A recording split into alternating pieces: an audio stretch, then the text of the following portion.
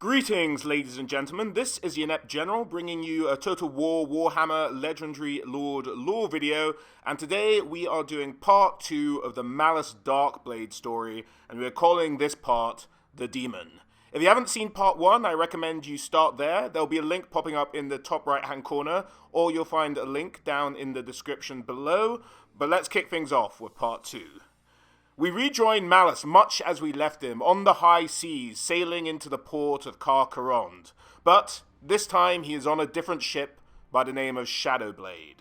Many years have passed since Malus' Haxia, and his circumstances have greatly changed. Unlike his return from that misadventure, his holds are now filled with slaves and plunder. He had pushed his luck every step of the way on his most recent journey, taking money from investors outside of his immediate family, which wasn't really done in Druchii society, but this was considered a necessary step by Malus to keep his father and half-siblings from sabotaging his efforts. He'd also held a knife to the throat of the captain of the Shadowblade in order to stay off the coast of Bretonnia for longer than the rest of the Druchii fleet who had sailed home weeks before because of seasonal change and the threat of Ulthuan patrols. And it had all paid off. Fair, they had lost 6 sailors in a storm off Carone, and the whole ship got perilously close to being smashed against the rocks, but they were nearly home now, with the hold filled with treasure and slaves enough to pay off his investors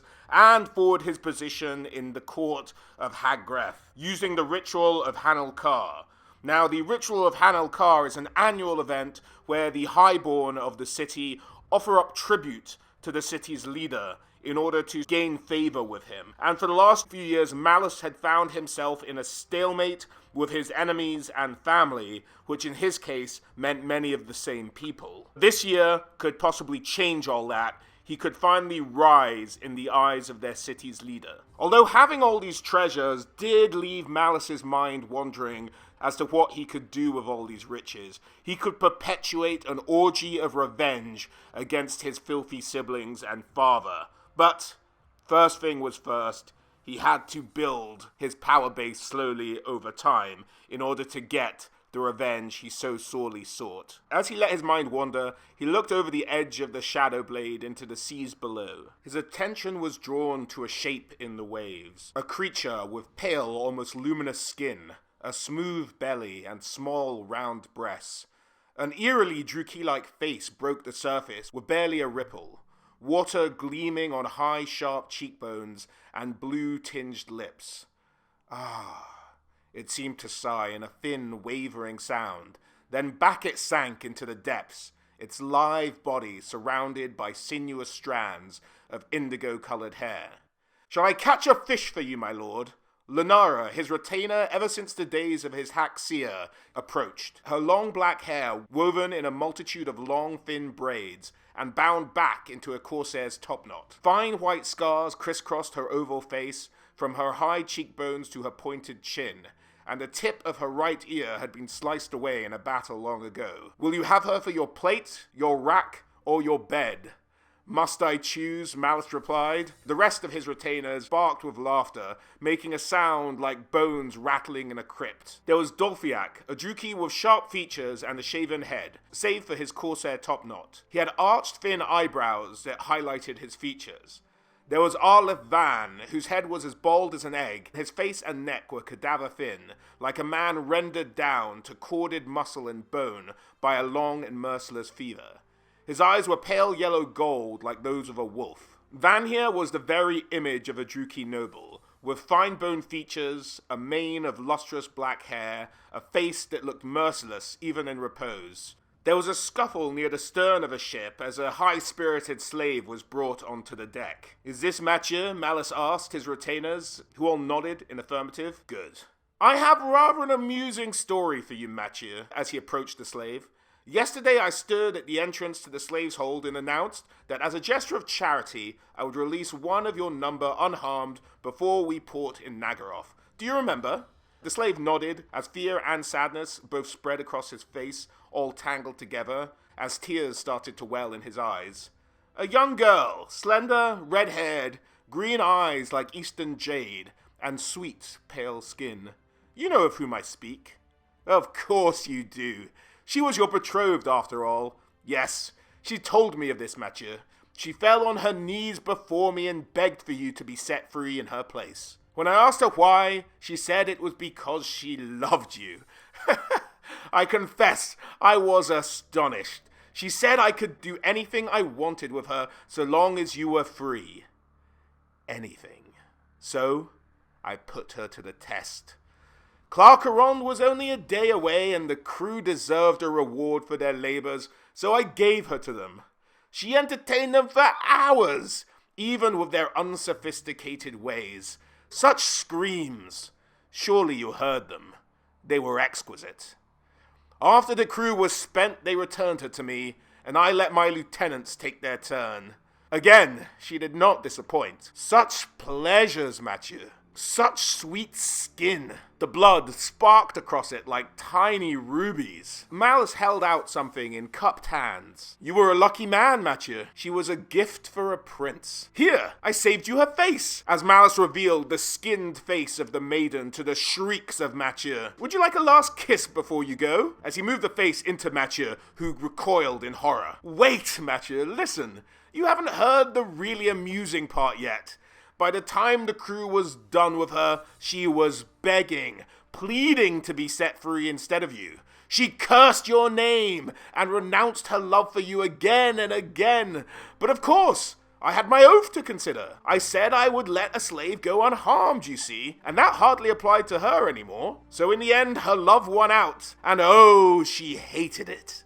Malus delighted in the rage, heartbreak, and horror he saw in the slave, as tears streaked down his filthy face.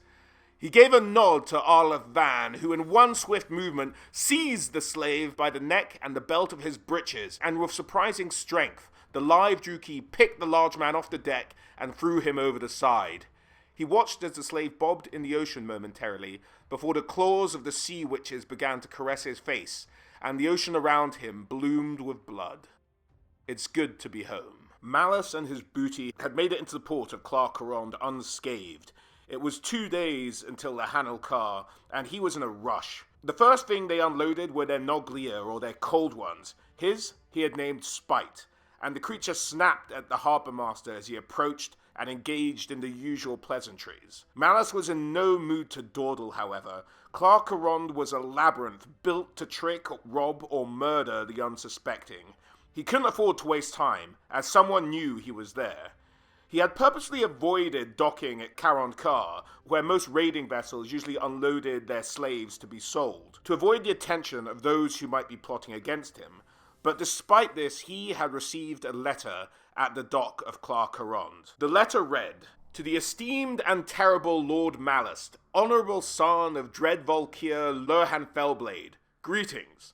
I pray this message finds you flushed with victory and your appetites whetted after a season of blood and plunder off foreign shores. Though we have not met before, cousin, your name is well known to me. Recently I've come to possess certain family secrets that I dare say would be of great value to a clever and capable lord such as yourself. I await your pleasure at the court of Thorns, Dreadlord. Great power lies for the taking if your heart is cold and your hand is sure. Fuelun, scion of Nagor." Now, Fuelun himself was a prisoner who was exchanged with the city of Nagor when peace was finally made between that city and Hag Graef. But the content of the letter didn't vex him as much as the fact that the letter had managed to find him at all. He needed a quick way through this labyrinthine city, and a way to escape the usual bridge tolls. He'd usually relish this kind of confrontation with these blackguards, but this was not the time. As he tuned back into whatever the harbour master was blabbering on about, he realized the solution might be in front of him. "Does my dreadlord require anything more?" the harbour master asked. "Casts of spirits for the cold nights? A butcher, perhaps? You'll lose a few of your stock before you reach the slave pits, I warrant." Malus eyed the harbour master.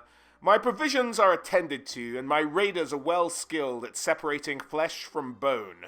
You will, however, have the honour of escorting us across the city to the Skull Gate." "Escort you? Dreadlord, but that's not in my responsibilities." "I know," Malus said, laying a crossbow across his lap, "but I insist. Without a guide, I and my valuable stock might come to some mischief, and that would be tragic, I'm sure you'd agree." "Of course, Dreadlord, of course," Vorhan the Harbour Master answered, his lean face turning slightly pale. As they finally managed to unload the rest of the booty and the slaves, they set off on their way to the Skull Gate. One of his retainers, however, had not joined the column. Van Heer was missing, and Malus admitted that he might have been too clever by half when he'd accepted the Highborn's oath of service, rather than tearing the man's guts out. Lingering humiliation on the part of his retainer, and the means to blackmail another powerful Highborn family, seemed like a cunning idea at the time.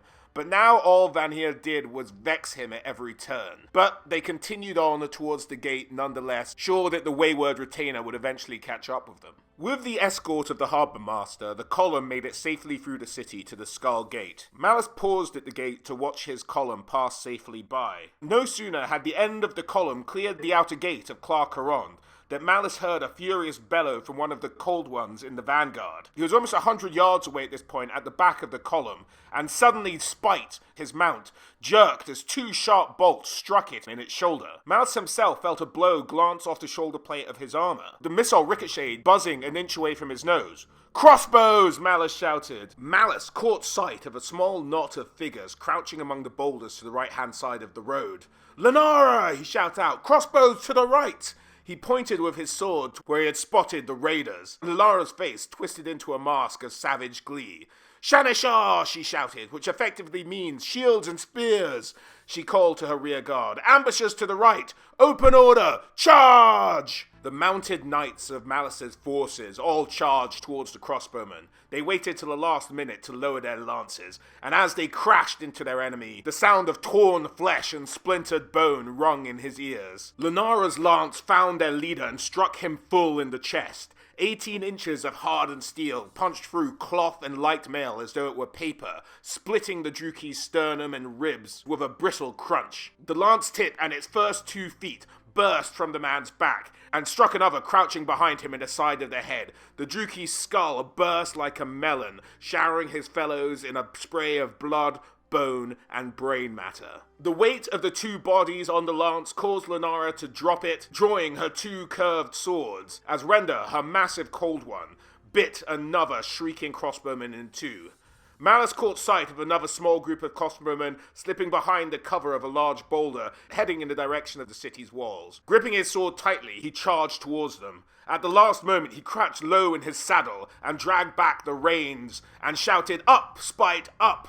The Cold One gathered on its powerful hindquarters and jumped, landing on top of a massive boulder before leaping down the other side. Malus caught a momentary glimpse of the terrified faces staring up at him and picked one as his target. Rising in his stirrups and holding his curved sword high, Spite landed on 2 of the men with an earth-shaking crash, and Malus brought his sword down in the same motion, striking the Druki full in the face and splitting the man from crown to groin. Hot, sticky blood sprayed across the Highborn's face, and the stink of spilled entrails filled the air. Spite slipped and slid over the slick mush of mud, flesh, and pulped intestines. A severed head bounced like a ball across the icy ground, leaving splotches of bright crimson in its wake. A thrown spear struck Malus full in the chest, striking sparks as it glanced from his heavy breastplate. 2 surviving ambushers were running flat out for the city walls, and Spite needed no prompting to charge after them. The Cold One covered the distance in 3 massive strides, clamping its jaws on one of the men and shaking his head like an enormous wolf. The Druki literally fell apart, arms and legs cartwheeling off in every direction. The man's lower torso hit the city wall with a fleshy slap before sliding down to the earth. The second Druki changed course violently, shrieking in terror, as Malus, taken with bloodlust, vaulted off his saddle and sprinted after him. A lusty howl left his blood-spattered lips. The chase went on for 20 yards or so. The Druki turned and threw a dagger at Malus. Malus, without thinking, parried it away, and lunged like an adder at the man. But Malus's sword strike was met with a parry. Silvered steel rasped and rang as Malus blocked a low cut aimed at his thigh and then answered with a backhand slash. Malus pressed his advantage, hammering his opponent's guard with heavy blows aimed at the shoulder, neck, and head. Suddenly the man ducked and lunged forward, his sword aimed for the Highborn's throat. Malus twisted sideways at the last second and felt the flat of the cold blade slide along the surface of his neck. The Druki looked down and screamed, registering the length of Malus's cold steel jutting from his thigh. Bright red arterial blood spouted from the wound, in time with the Druki's beating heart. Malus pulled his sword free, and the Druki crumbled to earth. Malus drew back his sword for a finishing blow, when a mighty impact sent him tumbling through the air. His trajectory was cut short by a large rock, and for a moment his world went black. When he came to and could see and breathe again, Malus saw Spite chewing the wounded Druki to bits. The Cold One's eyes rolled wildly in their armored sockets, and the war beast shook its heavy head as though racked with pain. The Cold One threw back its head and let out a wild roar, revealing rows of crimson-stained teeth as long as daggers. Spite spun in a circle, snapping at the air. Its nostrils flared as it charged off toward the road, bellowing in rage. Malus felt his body go cold. He staggered to his feet. Something was wrong. Terribly wrong. The huge beasts were lost to bloodlust, and had turned their jaws on every living thing they could find. The knights themselves were safe, as they, like all Cold One riders, had coated themselves in the poisonous slime that the Cold Ones give off, thus being recognized as one of the pack. But every other man, woman, and child within reach was fair game. The spearmen in Malus's forces had tried to make a stand against the berserk animals, but their shield walls shattered like glass under the impact of the raging beasts. Dozens of mercenaries were crushed or torn apart, their armor useless against the Cold One's teeth and claws. The broken hafts of spears jutted from their heaving flanks, but the beasts were oblivious to pain or injury. Then the Cold Ones fell amongst the slaves, and the orgy of slaughter truly began. "No!" Malus screamed as the roadway turned into a churning abattoir in the space of a dozen heartbeats. This ambush was never meant to take his life. It had been designed to rob him of his slaves. For 100 yards, the roadway was a red mass of churned meat. Bits of pale bone or glittering chain shone in the misty rain. The armored forms of dead spearmen littered the ground, their bodies twisted into unnatural shapes. The cries of wounded men filled the air. 2 years of scheming and 3 months of hard raiding, and a prince's ransom in flesh, swept away in just a few minutes. Someone had ruined him in a single stroke, and it had been expertly done. The harbour master with a paltry group of gateguard approached Malus. "A terrible turn of fate, Dreadlord," he said, shaking his head at the carnage. He looked at Malus. "Perhaps your luck will change next season." Malus glared at the harbour lord. "Perhaps," he said, as he plucked the crossbow from his saddle and shot the harbour master square in the face. Malus made it to Hag Graef relatively unscathed after the ambush. His assailants had achieved their goal, and then he was left alone to face the consequences. Malus was now standing in the court of the Drakau, the leader of Hag Graef. The Drakau was armed with the Claw of Night, a tool used to discipline the nobles of Hag Graef. Some were executed for crimes, others for simply insulting the Drakau or presenting him with paltry gifts. Some died simply because the Drakau wished to demonstrate his power, and sometimes just to inflict horrendous moments of torture. This was the nature of the Hanelkar, where you were either disciplined or rewarded with what you could present to the Drakau by reavowing your vows to him, and in so doing, reavowing yourself to the Witch King. He was joined by his retainers Lunara, Dolphiak, and Arleth Van, all obeying the rules of Hifwan, which is the kind of society etiquette that your most trusted retainers stay a sword's length away from you. Sort of lesser trusted retainers, I think it's about 3 sword lengths, and then the lower born for a highborn is about 6 sword lengths, which equates to about 12 feet, I think it says. But it's just the way they socially distance, so no one's taking random sword swipes at each other. Now, in the court of the Drakau, he could feel the eyes of his former allies upon him. Those nobles who'd invested in his scheme, in his raiding, as well as his siblings, to say nothing of his dreaded father. Lurhan, the military leader of Hag Graef, who led out the armies of the Drakau. Next to him there was a space deliberately left, where his eldest brother would have normally stood, but where his father never permitted anyone else to stand, knowing full well that this sent the message that in his eyes, no one was worthy of replacing his eldest child. That was Bruglia, the Reaver, eldest son of the great warlord, and he was still at sea with his raiding fleet, filling his hold with plunder and the choicest slaves from Ulthuan and the Old World. He would not return until the first spring thaw, spending most of the year at sea. It was a feat that only a handful of Corsair lords could ever manage, staying at sea that long past the prime season. Next to the empty space that his father was holding was Isilvar, the second oldest child. Now Isilvar was a fleshy Druki. His skin had a greenish pallor of the libertine, pouchy and swollen from too many years of potent spirits and mind-altering powders. He wore his black hair braided with dozens of tiny hooks and barbs, and his long drooping mustache hung like two thin tusks past the line of his pointed chin. He had long-fingered hands, with their sharp and black lacquered nails. Isilvar had made no raids past his own Haxia cruise, and indeed he often disdained to carry a sword in public, relying on his large contingent of lavishly appointed retainers for protection. Together, he and his eldest brother Bruglir had reaped a harvest of flesh and coin from the spineless kingdoms beyond Nagaroth, and Isilvar oversaw all of its investment, at the Hag and elsewhere across the land of Chill.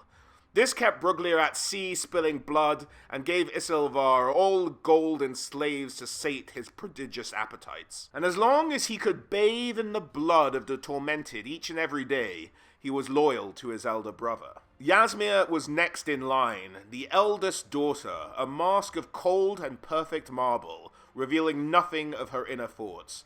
It was said that Lurhan's long-dead wife had been a creature of stunning, lethal beauty. Stories recounted duels fought over a single passing caress offered at court, or rivals who would tear each other apart at her whim. Her daughter was said to be her living image. Tall and effortlessly poised, lithe and muscular as one of Cain's blood-draped brides, Lurhan's eldest daughter wore a gown of indigo-colored silk beneath a drape of delicate, yellowed finger bones bound together with fine silver wire. Her thick, lustrous black hair was pulled back from the perfect oval of her face. She had large violet eyes, the mark of an ancient bloodline stretching back to drowned Nagaroth. They added an exotic air to her otherwise classical features. A pair of long bone-handled daggers hung from her narrow girdle of Nalgir hide, and it was well known that she could use them well, or better than any man with a sword at least. Next, there was his other half-sister Nagaira. She was much more the child of her brooding father. Her skin was duskier, her frame smaller and her figure fuller and less athletic. She had Lurhan's black eyes, strong nose, and her thin lips were often compressed in a fine, determined line.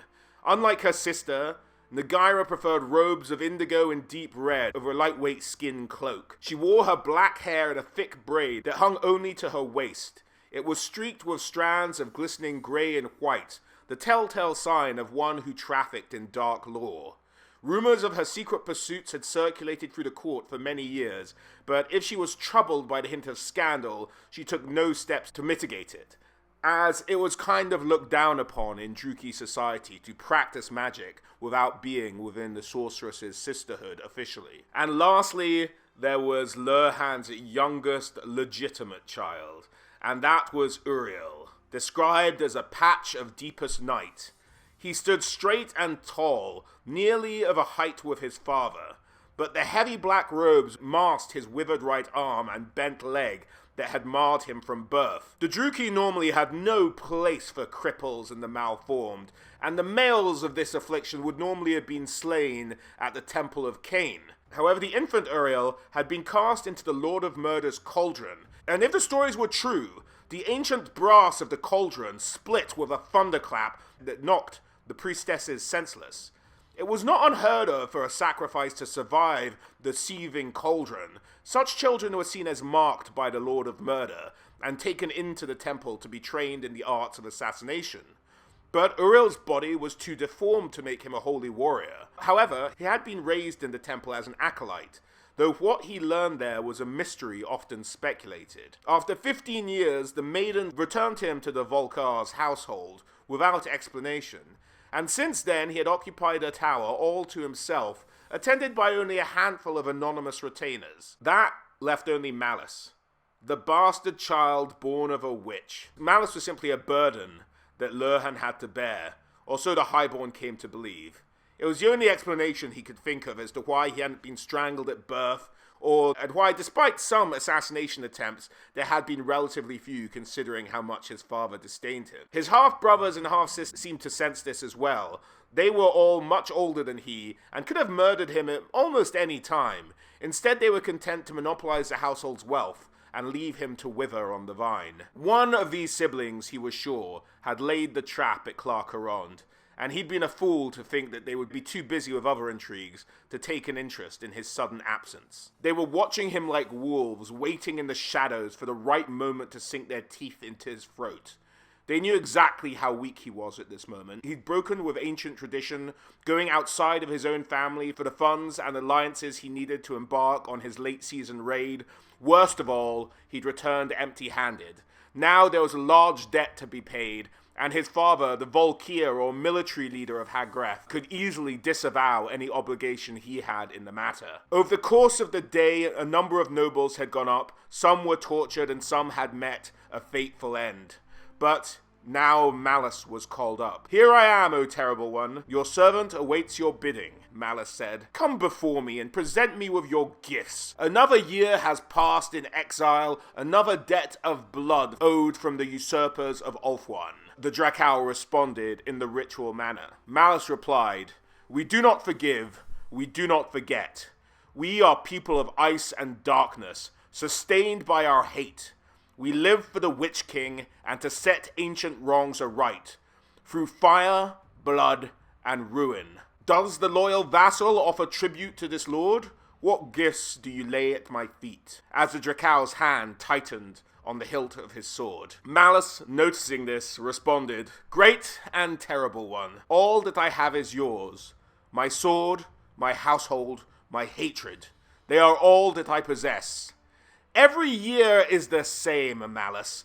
Other lords lay gold and flesh and wondrous relics at my feet. They serve the city and the Witch King and bring torment upon our foes. Naggaroth has no place for the weak or craven Malus Darkblade." Malus was now in a very precarious position. The Drakau's decision could go either way. "Then strike me down, O terrible one," Malus snarled back. "Water your silvered steel with my blood. But the severed hand cannot strike at the enemy or uphold the laws of the kingdom. It cannot serve the state, except as an example to others," the Drakau retorted. "My lord, the master does not lack for those, I think," Malus smartly responded. "But devotion is a precious thing, and the wise lord does not squander it. We Druki drink deep of the world. We stand at the edge of the outer darkness and revel in it as no one else will. We spill oceans of blood and harvest kingdoms of souls to suit our wishes, but we do not waste things that are of use to us." Pausing for a moment, the Drakau was measuring his options. "I accept your pledge of fealty, Malus, son of Lurhan, but it is not enough to be loyal. The slave must also fear his master, and know to respect the touch of the lash. Since your gifts are meager, your taste of suffering must be much greater." Malus, knowing what he had to do, gritted his teeth, and with an effort he forced himself to take another step towards the Drakau, who had spared his life, but had basically named him prey for the rest of the court. He was seething at how things had gone. Well then, if that's the way things are going to be, Malus thought, let's show them the manner of beast I am. "Do your will, terrible one," as Malus placed his own head into the torturous grip of the Drakau's Nightclaw. After moments of excruciating pain, Malus's conscious mind slipped away. The next Malus knew, he was walking slowly but surely back to his retainers, the sheer pain having blocked most of the memories of the events that had just occurred. "Did I scream?" he whispered to Lara. "You made no sound, Lord," Lara replied under her breath. "Nor did you stumble. This was the longest anyone has endured the claw that I have ever witnessed. I heard Isilvar, your brother, tell one man that he thought you were going to die from it." Malus managed a wolfish grin at this thought.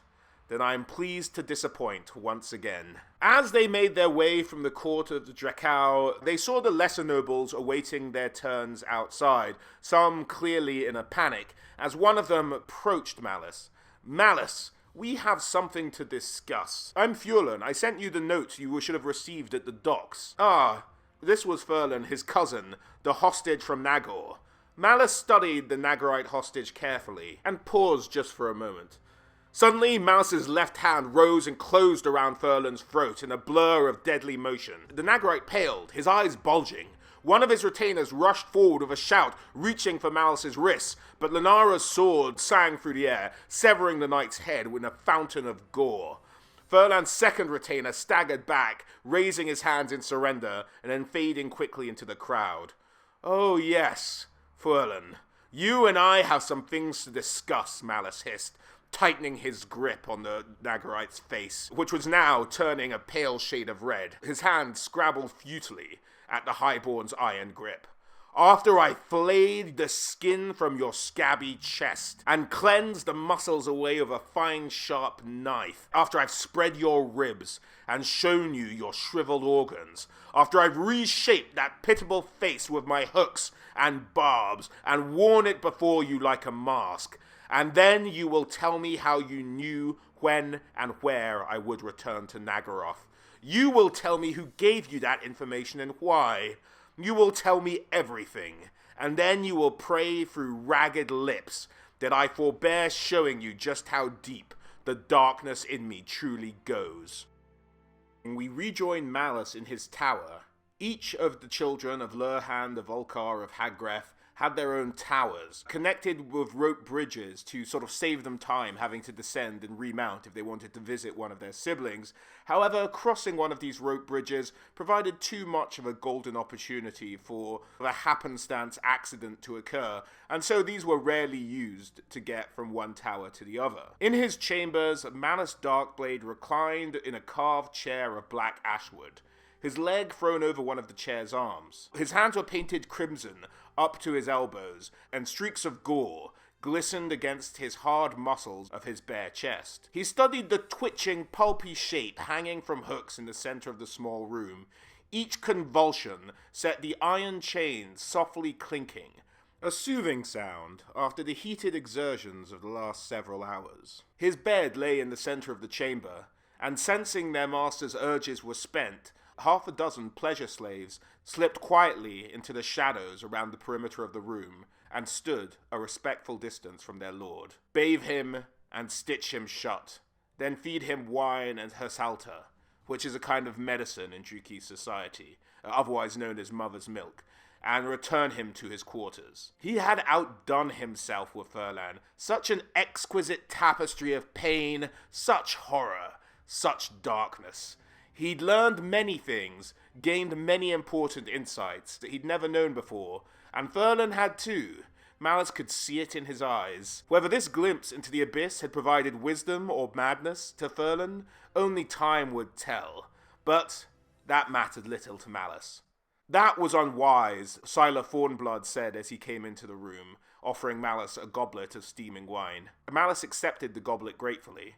"I was careful, Sylar. He'll live, more or less," as Malus smiled darkly around a mouthful of wine. "Nothing in the treaty says I can't be entertained by my guests from time to time.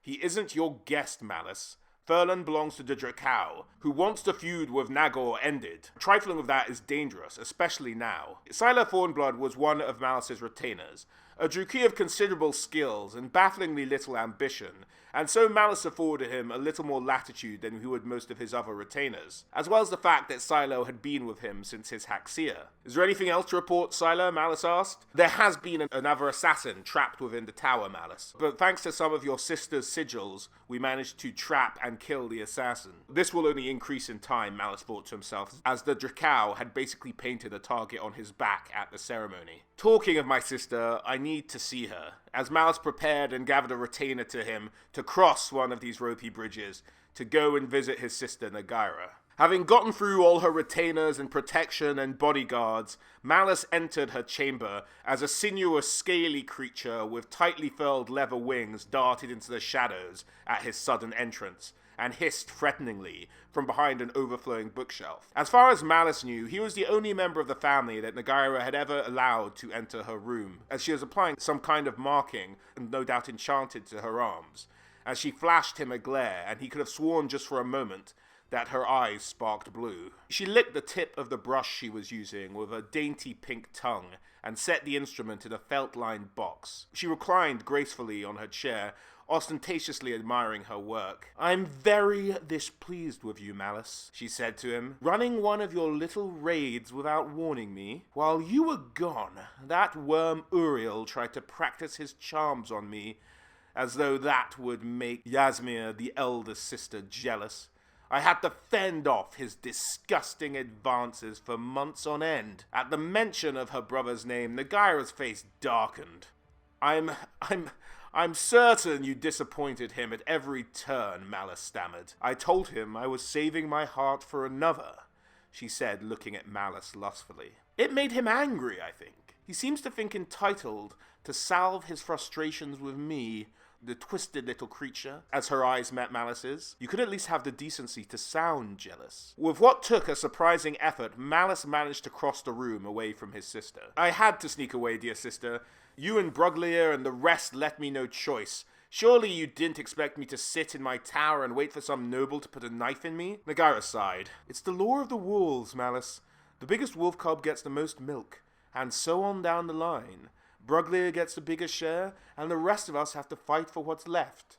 I get barely enough wealth to survive on, and naturally I make sure Uriel gets as little of the cut as possible. Unfortunately, the temple takes care of their own, even the forsaken ones like him. If you are to blame anyone, blame him for taking your rightful share." Malus contemplated what his sister was saying.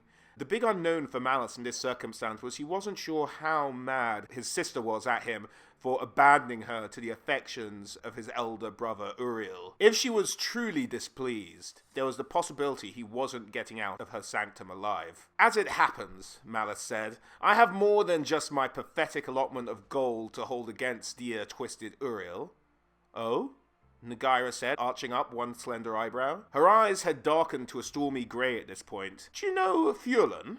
The hostage from Nagor? A craven little sack of skin with an exaggerated sense of his own worth. I hear that's a common failing in Nagorites, you know. A weakness in the blood, perhaps," she said, her smile full of a sweet poison, knowing full well that Malus's mother had hailed from the said city. Malus ignored the jibe. "Furlan and I had a long and energetic conversation this evening," Malus continued. "He'd been entertaining the illusion of making an alliance with me." "An alliance? Against whom? Does it matter?" "He was most eager, though. He sent a letter by special messenger to meet me when I got off the boat at Clarkerond." Nagaira found. "Clarkerond? But how, you may ask," Malus went on. "How did he know I hadn't disembarked at the Slave Tower?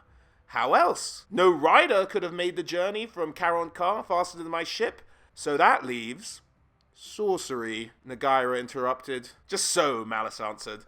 "The same sorcerous knowledge enabled someone to arrange a cunning little ambush for me on the Slavers' Road." He leaned closer to his sister, his voice dropping to a silken whisper. "And now I hear my beloved sister has been using my name to spite the one magic user in Hag Graef who isn't locked up in a local convent." His hand shot out, closing around his sister's neck. "So now I'm the one the most displeased," as Nagaira's breath caught in her throat at the touch of his sticky, clammy grip.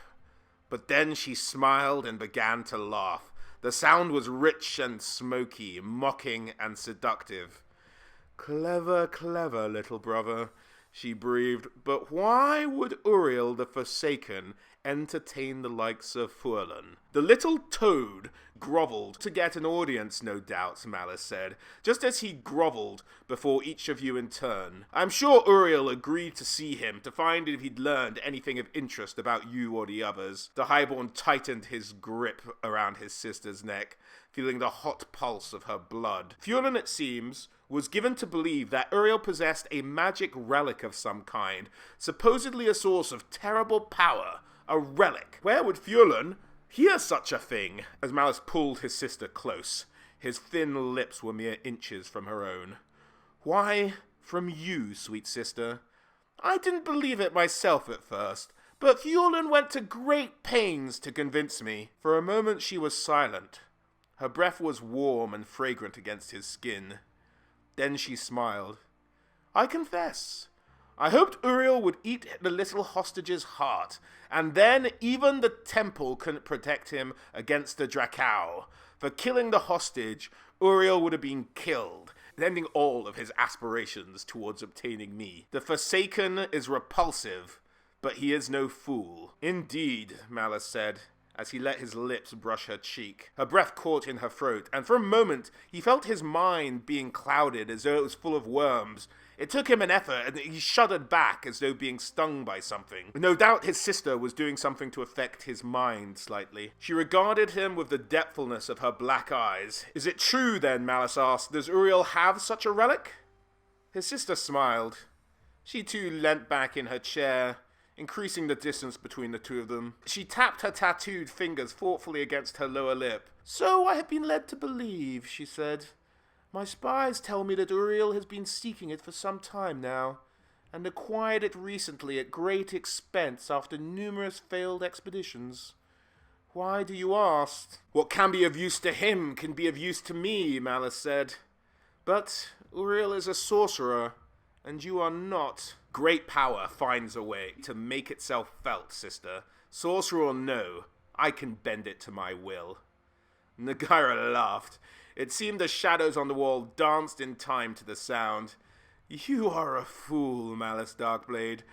But I confess that fools sometimes succeed where other mortals fail. So what of the relic, Malus asked? It is not in fact a source of power, at least not in any sense you would understand. It is a key that legend has it will open an ancient temple hidden deep within the Chaos Wastes. The power you want for lies within that temple. What is it? His sister shook her head. No one knows for certain. It was locked away in the days when Malekith fought alongside Foul and Arian in the first war against Chaos, many thousands upon thousands of years ago. It's possible that the temple no longer exists, or lies at the bottom of a boiling acid sea. Malus paused for a while, thinking. But if the temple and its treasure were beyond reach, the magic of the key would be affected, would it not? His sister smiled. Indeed, you are more canny than I thought, brother. So the temple and its treasures still lie within reach, Malus said. It could lie within my reach if I had the way to steal the key from Uriel and seek out the place myself. You wish to put yourself against the Forsaken One in his lair. Your foolishness borders on the suicidal, dear brother. Uriel doesn't spend his every waking hour in his tower. In fact, the temple has rites of its own to observe in the wake of the Hanel-Kar. He will be in the city every night for the next few nights, will he not? True, his sister agreed. But that leaves his servants, his guards, and most importantly, his web of protective wards and traps. Malus leaned forward and rested his fingertips lightly in the hollow of her throat. I'm sure you have ways of getting past his many enchantments. His sister chuckled. And why should I help you? To hurt Uriel, of course. To share in the power, once I brought it out of the wastes. Of course, she smiled. Now can you get me and a small group of retainers into the tower? Nagaira's eyes roamed her crowded bookshelves and tables, as if taking some kind of mental inventory. I can get a small group inside the tower, but I will have to accompany you as well. I expect some traps will require more than a protective amulet to slip past. Very well, Malus agreed. And we share in whatever power comes out of the wastes. Of course, he said, the lie sliding smoothly off his tongue. His half-sister at this point was reclining languidly. Then linger with me here for a while, dear brother. It's been so long since we've seen one another, and I have so much to catch up on. Malus returned to his chambers and plunged his face into a bucket of freezing pink-tinted water. The searing cold banished the lingering memories of his sister's embrace, if only for a moment. He was talking to his retainers about the plan to go into Uriel's tower and steal this key that would lead him to the power up in the north. Lunara and Sila both agreed that it was a reckless idea, but it had to be now, for this was the only night that Uriel was guaranteed to be away from his tower, as the temple rituals following the Hanel-Kar, where he would be most needed. Now, Uriel being a magic user is something we probably have to explain, for in Dark Elf society, male magic users are frowned upon. There's an ancient prophecy that Malekith has heard that a male magic user will be his end, and so he sort of gets rid of, doesn't allow males to use magic in his realm, only the sorceresses can, and so he doesn't like it at all. But Uriel, having been brought up in the Temple of Assassins, kind of learned some of their magics, but it's a secret that the temple keeps to itself, and so Malekith doesn't really know what Uriel is able to do, and thus he's able to kind of practice magic on the side as a very sort of secret hush-hush thing. Probably known only amongst his family members, and if anyone were to speak out about it, they'd sort of meet a prompt end, I imagine. But they had their plan. He was going to take his retainers and go down through the burrows. Now, according to legend, the burrows had been made several hundred years after the Hag was first built. One winter, the earth trembled beneath the castle from sundown to sunrise each night. Flagstones heaved and sank, and towers swayed beneath the moon. Nobles and slaves brave enough to venture into the castle cellars claimed to have heard a slow, deep groaning reverberating through the soil and stone, and sometimes clouds of noxious fumes seeped through the cracks in the ground and poisoned the unwary. The strange episode ended as abruptly as it had begun. For the first day of spring later that summer, a work crew rebuilding a collapsed tower discovered the first of the tunnels. Nearly perfect round bored holes through solid rock. The passages ran for miles, turning back on themselves again and again, as though formed by a monstrous worm. No one ever found the creature, or creatures, that formed the tunnels, though over the centuries, a multitude of vermin had made the labyrinth their home. This was the way they were going to sneak in to Uriel's tower. And so Malus said to his men, "Rest yourselves, we meet at Nagaira's tower tonight, after the rising of the fog. Dolphiak, will you have our mounts saddled and ready in the stables as soon as we emerge from Uriel's tower?" Dolphiak asked what kind of sort of supplies they'd need to pack, to which Malus responded, "Where we're going, I don't think we'll lack for bodies to feed the cold ones." Malus and a handful of his men met Nagaira at her tower, where she had gathered a couple of her troops as well. She handed them each amulets and told them to wear it against their skin. This would be their protection against the magic in Uriel's tower. And so the party set off on their raid, heading towards the burrows of Hag Graef. The burrows were a dark and cold labyrinth. Malus and his sister made their way through room to room, seeing all the shattered basements and cellars that the supposed worms had made their way through. They were a couple of hours into their travel to get to Uriel's tower, when Malus started to feel uneasy. He started to sense something else in the room with him, and then, on the very edge of his hearing, he could hear the patter of little feet. "Nobody move," he whispered. "There's something here." The rustling came again, rapid patter of tiny feet somewhere ahead of them. A pile of refuse was knocked over, scattering what sounded like bits of crockery or loose rocks across the chamber.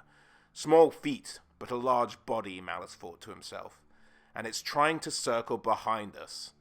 Then the pattering sound came again, but from the other side of the group. More than one, but how many? Malus wondered. Then, once more, from above them. At that point, he could hear his sister mumble some magical words to herself, and a witchlight suddenly flared up. Then they could see what they were facing. Pale, hairy cave spiders the size of ponies scuttled amongst the refuse. They reared up aggressively at the sudden burst of light. Their eyes were the color of fresh blood, and their dark fangs, as long as daggers, dripped with venom as the scent of fresh meat drove them wild with hunger. Shouts of alarm went up amongst the Druki, and Malus tried to look in every direction at once to get a sense of how many spiders there were. 5 or 6 at his best estimate. They were moving too fast for him to tell for sure, and there were too many pools of shadow to keep track of them all. The Highborn raised his crossbow and sighted the nearest one, but the shot went wild, as Lunara knocked him forward and out of the path of a spider who pounced from the chamber's high ceiling. Malus rolled onto his back as the rest of the spider pack charged the Druki. Lunara had gone down beneath the body of the falling spider, as the Highborn watched as the creature's mandibles jabbed again and again at his retainer's armored form. Looking for a weak spot to inject its load of venom, he dropped his crossbow and drew his sword, just as the point of one of Lunara's blades punched through the back of the spider's thorax. The second sword flashed in a short arc, severing one of the creature's fangs in a spurt of greenish poison. The spider seemed to constrict into a ball, its legs closing around its prey, but Malus leapt forward, severing 3 of the limbs with a single sweeping cut. Lunara's sword flicked again in the witchlight, and the body of the spider was now missing the rest of its limbs as they fell off to one side. The Highborn reached down and grabbed Lunara's forearm, pulling her roughly to her feet. "Are you wounded?" he asked. "No," she replied, shaking her head. Blobs of venom ran down the front of her breastplate. It was close, though. Malus looked about wildly, searching for the other spiders. Once the Druki had recovered from their initial surprise, they had reacted with customary savagery. 2 of the spiders had fallen prey to the short spears of Nagaira's warriors, pierced through and through during their headlong charge. 2 others had been surrounded and hacked to pieces, their soft bodies no match for steel blades. The 5th spider lay at Nagaira's feet, slowly dissolving into a steaming pile of mush, as Malus's half-sister stashed a now empty flask and returned it to her pouch. All in all, the encounter lasted less than a minute, and none of the Druki had been injured, but had it not been for Nagaira's flare, things might have turned out very differently indeed. They walked on for nearly an hour more, cautiously traversing several more dark and abandoned cellars and storerooms, until Nagaira stopped the group. They were there. They were at Uriel's tower. "Remember," she said to them all, "touch nothing. Kill silently and leave no witnesses behind." And then she crossed the threshold. Malus followed suit, and he felt the pressure of the first magical ward of Uriel's tower. No doubt the effect would have been much worse had he not been wearing the amulet his sister had made for them. Nagaira applied a salve to a rusted-out door in order to gain access to Uriel's tower proper. The salve started to bubble and froth, and eventually rendered the whole door down to a pile of rust and ash. Malus stepped in front of his sister, climbing the stairs first, and as he grabbed the door to the basement proper, he was greeted with the shocked face of a human slave. Quickly raising his crossbow, he shot the slave straight through the mouth, the bolt severing his spine. As he crumpled to the ground, Malus saw a woman behind him. She was covered in the splatter of her friend. As she turned to run, Malus reloaded his crossbow quickly and fired a bolt straight between her shoulder blades. She collapsed silently to the ground. Nagaira, pushing past Malus, said, "Did they see you?" "Who?" Malus asked. "The faces." As Malus looked around, he saw silver masks inlaid into the wall all over the chamber, and got a very uneasy feeling from them, but got no sense that they were alive. His sister went inspecting each and every one of them, and then gave them the all-clear to proceed. The party ventured up the stairs, and Malus noticed more of the silver-masked faces around as they started to climb up to the 2nd floor. Between the 2nd and the 3rd floor, a slave started to descend from the 3rd level. Malus quickly grabbed his arm from around the corner and threw him down the stairs, calming only when he heard the sound of steel meet flesh, as one of his or Nagaira's retainers finished off the slave as he tumbled. The group proceeded until they got to a large archway, again with several of the silver faces above the door. Nagaira insisted she probably go first, as the wardings would be stronger here. She walked through, seemingly unaffected, and Malus followed. This was much more intense than the first warding had been. He actually felt in pain. He found it hard to focus. The walls didn't seem real. He could swear he heard distant screaming, and each of his sister's footsteps sounded like she was walking through a puddle of water, but there was no water to be found on the ground. It took almost all of Malus's willpower just to focus on his sister's back as they walked through this area. Then Malus realized as his thought wandered off to his motivations and all the hatred he carried in his heart for his siblings and his father, it helped him focus in this unsettling place. And so he focused on that, focused on becoming the next Valkyr of Hag Graef. It would be him who took over, not any of his filthy siblings, and he found it easier to pass through the place. Eventually they reached another archway, again more silver masks on the door. The rest of the party had managed to follow them to this point. "What now?" Malus asked. "Uriel's sanctum lies just beyond this arch," his sister replied, and at that moment, creatures, the like of which Malus had never seen before, started to emerge. They were all twisted and disjointed, and they started to set upon the party. Malus could see that most of the men were managing to deal with these creatures, but also noticed that none of them seemed to be bothered by his sister, or even recognizing the fact that his sister was there at all. She continued on, aiming to go through the final archway. Malus followed, allowing his retainers to deal with these creatures that had emerged. As soon as his sister realized he was following, she turned to him and said, "There's one last ward. Things beyond here will become unnatural. Perhaps it's best I go alone."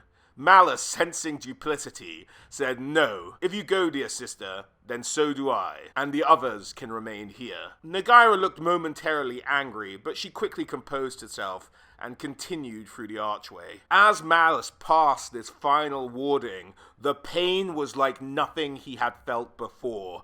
There was no sensation of resistance as he crossed the threshold, but he felt himself tear from within. Malus fell to his knees with an angry cry, and blood pooled from the spongy floor around his greaves. The pain went on and on. Trembling, he clenched his fists. Focused on them, he saw a drop of crimson splash on his right knuckle. He brought his hands to his face, and they came back slick and red.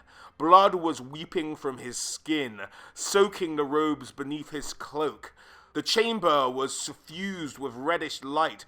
Pillars of bloody skulls stretched from floor to ceiling, framing more than half a dozen alcoves around an irregularly shaped room. Directly ahead of him, Malus could see an altar formed from severed heads. As he watched, he saw mouths agape and mumble, trying to form words of fear or exultation. He couldn't tell. Upon the altar rested a tome bound in pale leather, its pages made from fine human parchment. They curled and rustled in a non-existent wind. He could not see the walls of the chamber. Malus knew, even as his mind rebelled against him, that space had no meaning here. His guts clenched as he vomited bile and blood. A hand twisted in his hair and pulled him up roughly. "I warned you, brother," Negaira said, her voice reverberating in his ears like the clashing of cymbals. "We stand on the edge of a whirlwind that hungers for the living. Only those anointed by the god of slaughter can survive here unscathed." Even as she spoke, a single red tear ran down her pale cheek. "Do not touch the book upon the altar. Do not even look at it. We must pass beyond into the alcoves yonder. The thing we seek lies there." And indeed, resting on a tripod of iron sat an ancient, misshapen skull with a mesh of silver wire. Even in his wretched state, Malus could sense the power radiating from the artifact. Empty eye sockets seemed to regard him with malevolent awareness. Next to the tripod rested a small book, a quill, and a bottle of ink. "Take it," Negaira commanded, her voice strained. Malus took a pained breath, tasting blood in his mouth, and took the skull in his trembling hand. As he was about to turn away, however, he impulsively snatched the notebook laying next to the skull as well, tucking the volume into his belt. He turned to face his sister, her face now a mask of crimson, and she'd already retreated back to the doorway. "Hurry," she said. He noticed that she was pressing something small into one of the pouches at her belt.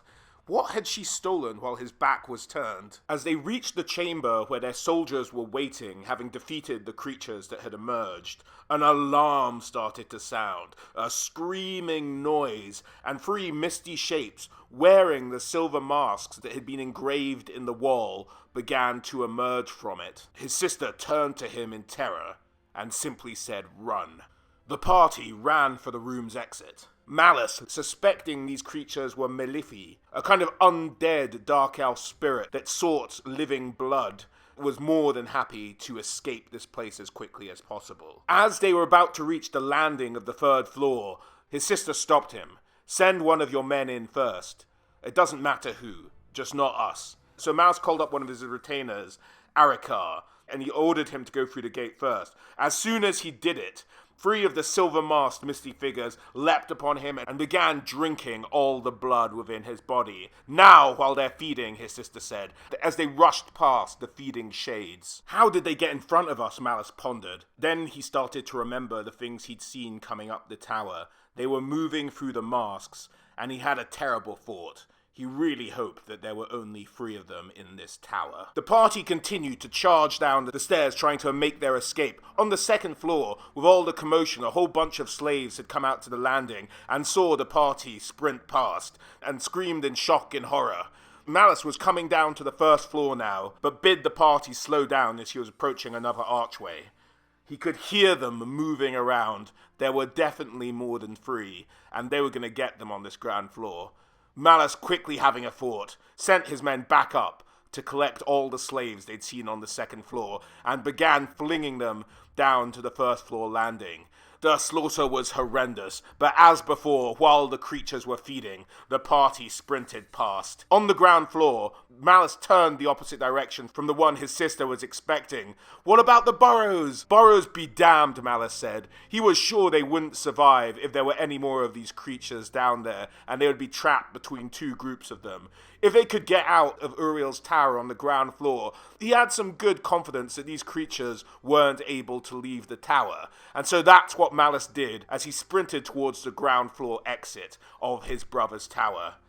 They had made it.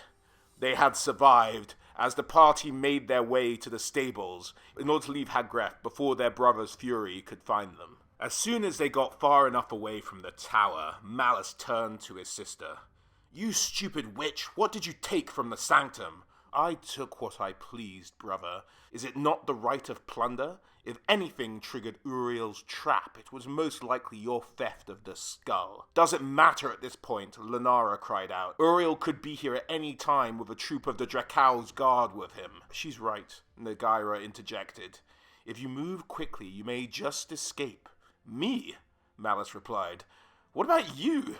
"I have to get back to my tower," his sister said. "Uriel will waste no time uncovering who attacked his sanctum and made off with his prize. He'll call upon all the forces at his command to try and recover the skull. If I stay behind, I can call on forces of my own to conceal your trail, and at least slow any pursuit." She eyed up her men. "Dalvar, you take the rest of the men with Malus. See to it that he reaches the temple. Do you understand?" "Of course, mistress," Dalvar, one of her retainers, replied, clearly not happy with the order. Malus's mind was spinning. Had she played him? What was this move? What was going on? He thought back to what would be left behind the tower, really only the body of his retainer, which would obviously be tied back to him.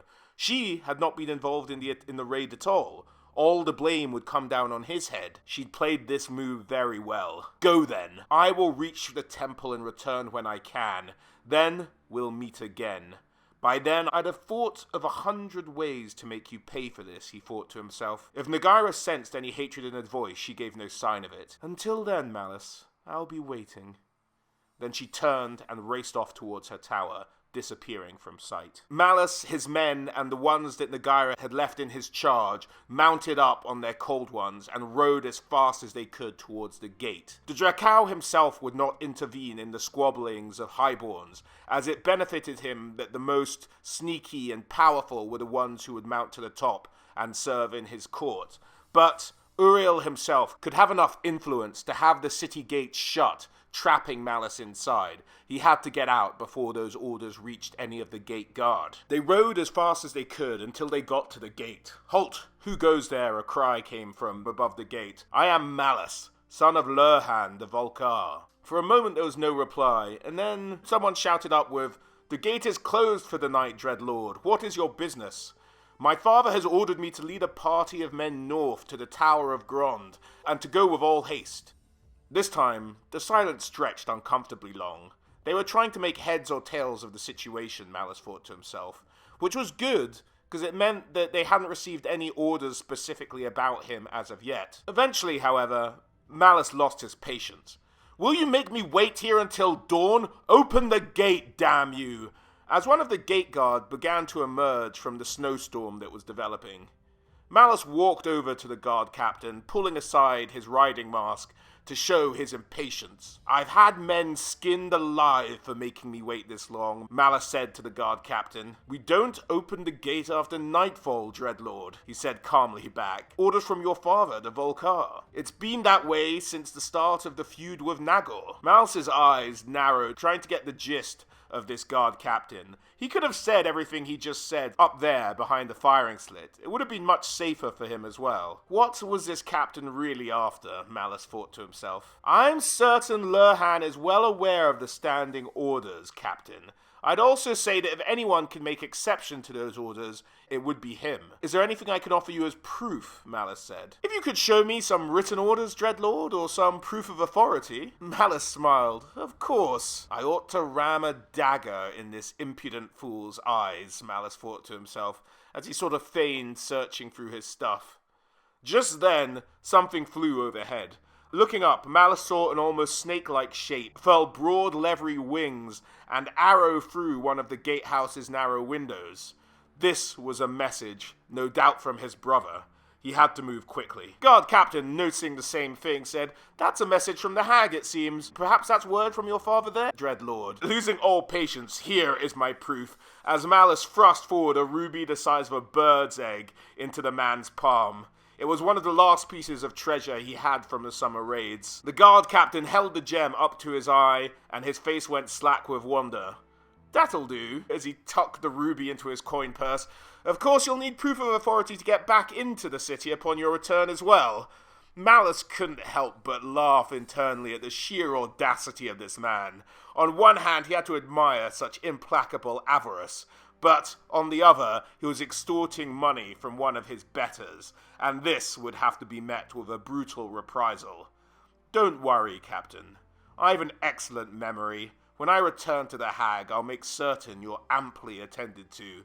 You have my oath on it." The guard captain smiled. "Excellent. I'm always at your service, Dreadlord. If you'd kindly mount up, I'll have the gate open for you in a moment." Now Malus's mind really started to panic. When the guard captain gets back up to the guardhouse, he'll have two things to worry about: the bribe from Malus to consider, and the fact he had orders opposing the gate being opened. What would be the move? After what seemingly took an eternity, the gates creaked open. Malus and his men made their way through with all haste, but no sooner had the last of them reached the other side than there was a shout from above and a sharp thump as a bolt as long as Spite's tail punched into the frozen ground a handspan to their left. And so this was the gate guard's decision. They would open the gate, but then try and kill Malus and his party as they left. The riders rode with all haste as bolts started to rain down on them. Just as they thought they were getting beyond the range of the bolt throwers, that another thump was heard from the gatehouse, and Malus watched as the black diamond shape of a heavy bolt swelled in his vision. But the gunner in the wall had misjudged the range, and the bolt fell short of Malus, striking a rider a yard behind him. The armor-piercing point punched through the rider's breastplate, and with a loud crack plunged into the back of his Nulgia's thick skull. Rider and mount tumbled end over end, kicking up a spray of blood-tinged snow, then fetched up in a broken heap in the middle of the road. Malus steeled himself for another shot, but as he glanced back, they were now beyond the range of the gatehouse, and could make their way north. After a few hours on the road, one of Malus's men fell from their cold-won saddle. He'd been injured in some of the activity of the last few hours, and was in a bad way. Malus was all for leaving him behind. He knew his brother would send men in pursuit very quickly, and time was of the essence.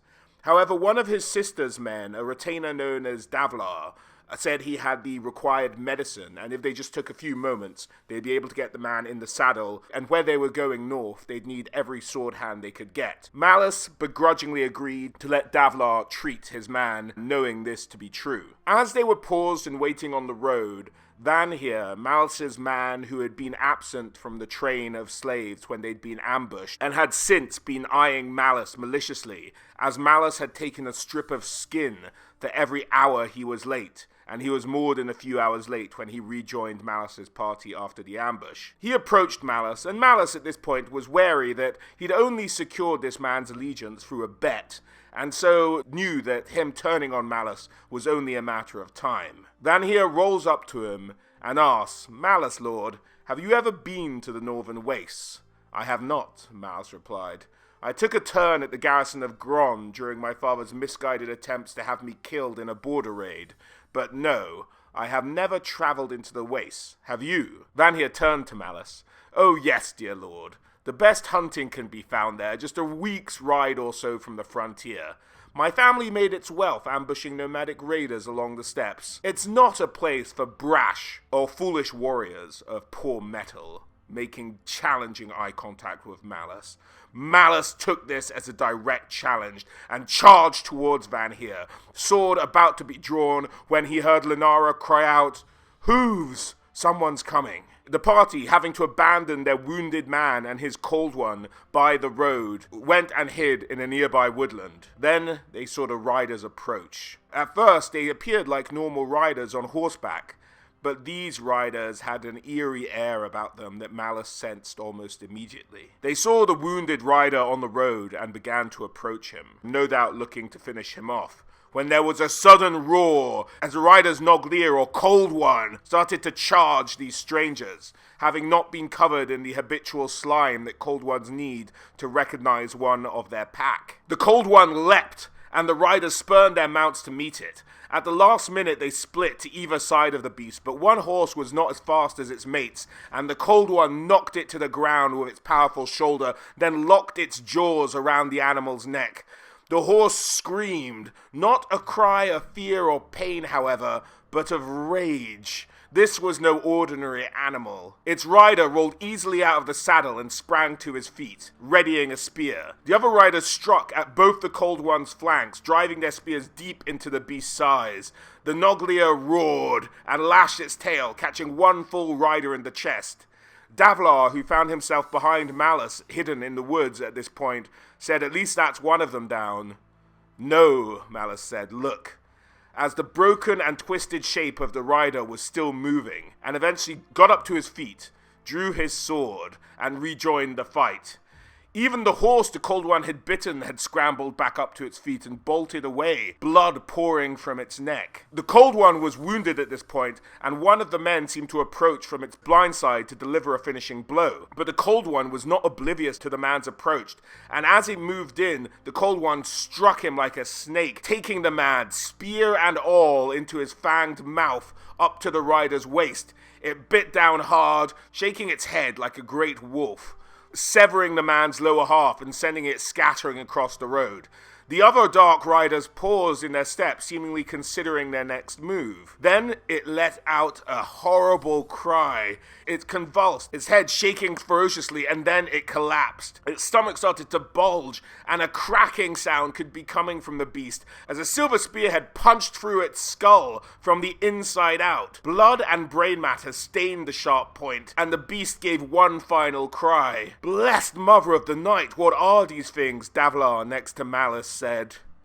"They were murder given form," Malus replied. "Uriel must be very angry with me. We need to get out of here immediately," as the party started to move off. As they got some distance, they heard the cry of their fallen rider being finished off by these horrible beasts behind them. These were a supernatural hunter, one they couldn't stand and fight. They needed to avoid them at all costs. Bearing this in mind, Malus decided they needed to avoid the roads. They could no longer stick to the Spear Road and head north to Grond. They had to go another way. They had to go over the hills. But the hills are full of shades, who tend to kill anyone who intrudes on their territory. But they do know the mountains, and they're the only ones who can guide us up to the northern wastes. And so they set off in pursuit of the Shades of the Mountains. In terms of the Shades, they are basically a hill folk. They're a unit in the Dark Elf army, often armed with sort of swords and crossbows, basically. And they are two stories given for them here. One is that as soon as the Dark Elves landed on Nagaroth, they just went off and went to live in the hills. And the other is that they actually once ruled Clarkarond and then were chased out as a people and then sort of abandoned to the hillside. But either way, the Shades are a wild hill people to be feared, and it's these people that Malus was seeking out. After a couple of days of rough camping, trying to sort of draw as much attention, having fires at night, knowing that they were being watched by the Shades, they camped one night, set up a fire, and the Cold Ones were acting a bit odd, and Malus and the riders let them go off and hunt, thinking that's what they wanted. But indeed, that was not what was happening. The Shades had managed to lure them off and ambushed the group, sneaking up completely on Malus and smacking him in the head. As Malus came to, it was difficult to focus. The sort of blow to the head had really done a number on him, but he eventually realized he had found what he was looking for. He had found the Shades, and they were all around him, talking in a dialect of Druki, he couldn't really understand. He was just sort of, the accent was too broad, they'd used too many of their own words, they'd become so culturally diverse that they were basically speaking another language as far as he was concerned. But he was pretty sure they could still understand him, and so he uttered up with, "Is this how you treat the son and emissary of the great Volcar of Hag Graef?" To his right, he heard a small chuckle. It was not coming from any of the shades, who had largely ignored his shout, but from Van Heer, his retainer. "Have a care, my lord. That short one over there seems to like the way you look, lord. He might enjoy the way you taste as well. The blood and flesh of highborn warriors is a delicacy to the hill clans, so I wouldn't mention your father quite so forcefully if I were you." "You're mad," Malus retorted. "They wouldn't eat their own kin." Van Heer again chuckled to himself. "We aren't their kin. We're city folk, and prisoners besides. We're just meat to them. Fat and soft, like the Bretonnians were to us." Although Malus couldn't understand the language of the shades, he could see a situation developing between them, however. The small one, who'd seemed to be eyeing him up for meat, was in an argument with a much larger shade, and the two seemed to be haggling over the prisoners. The haggle did not go well, and the two shades soon got in a fight, with the larger one killing the smaller one and eventually taking Malus and the rest of his party as prisoners. He then placed bags over their heads and started leading them away. By the sound and sort of volume of which they were discussing things, Malus could tell they probably felt they were safe, and so probably heading closer into their home territory. Malus could also hear the Cold Ones following behind them by some distance, but couldn't understand how the shades were controlling them. This was probably some knowledge to which Malus didn't have access to for the way they would herd the Cold Ones with them. After a number of hours or a day or so, Malus couldn't even tell at this point, he found himself awake in a tent, surrounded by other Druki dressed in simple doe-skin tunics. Their heads were bald and tattooed with identical glyphs on their foreheads. Collars beaten out of iron rested around their necks, and their ears were gone. Nothing but lumped of gnawed scar tissue remained.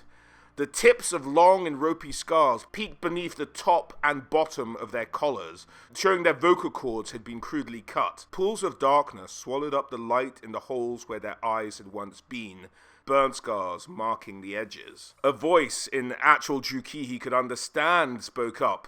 "You lie in the tent of Urhan Kalhan Beg." A hag in the corner was speaking. "Swear upon the Dark Mother you will not attempt to escape from this camp, nor do any harm to your caretaker while you're a guest here."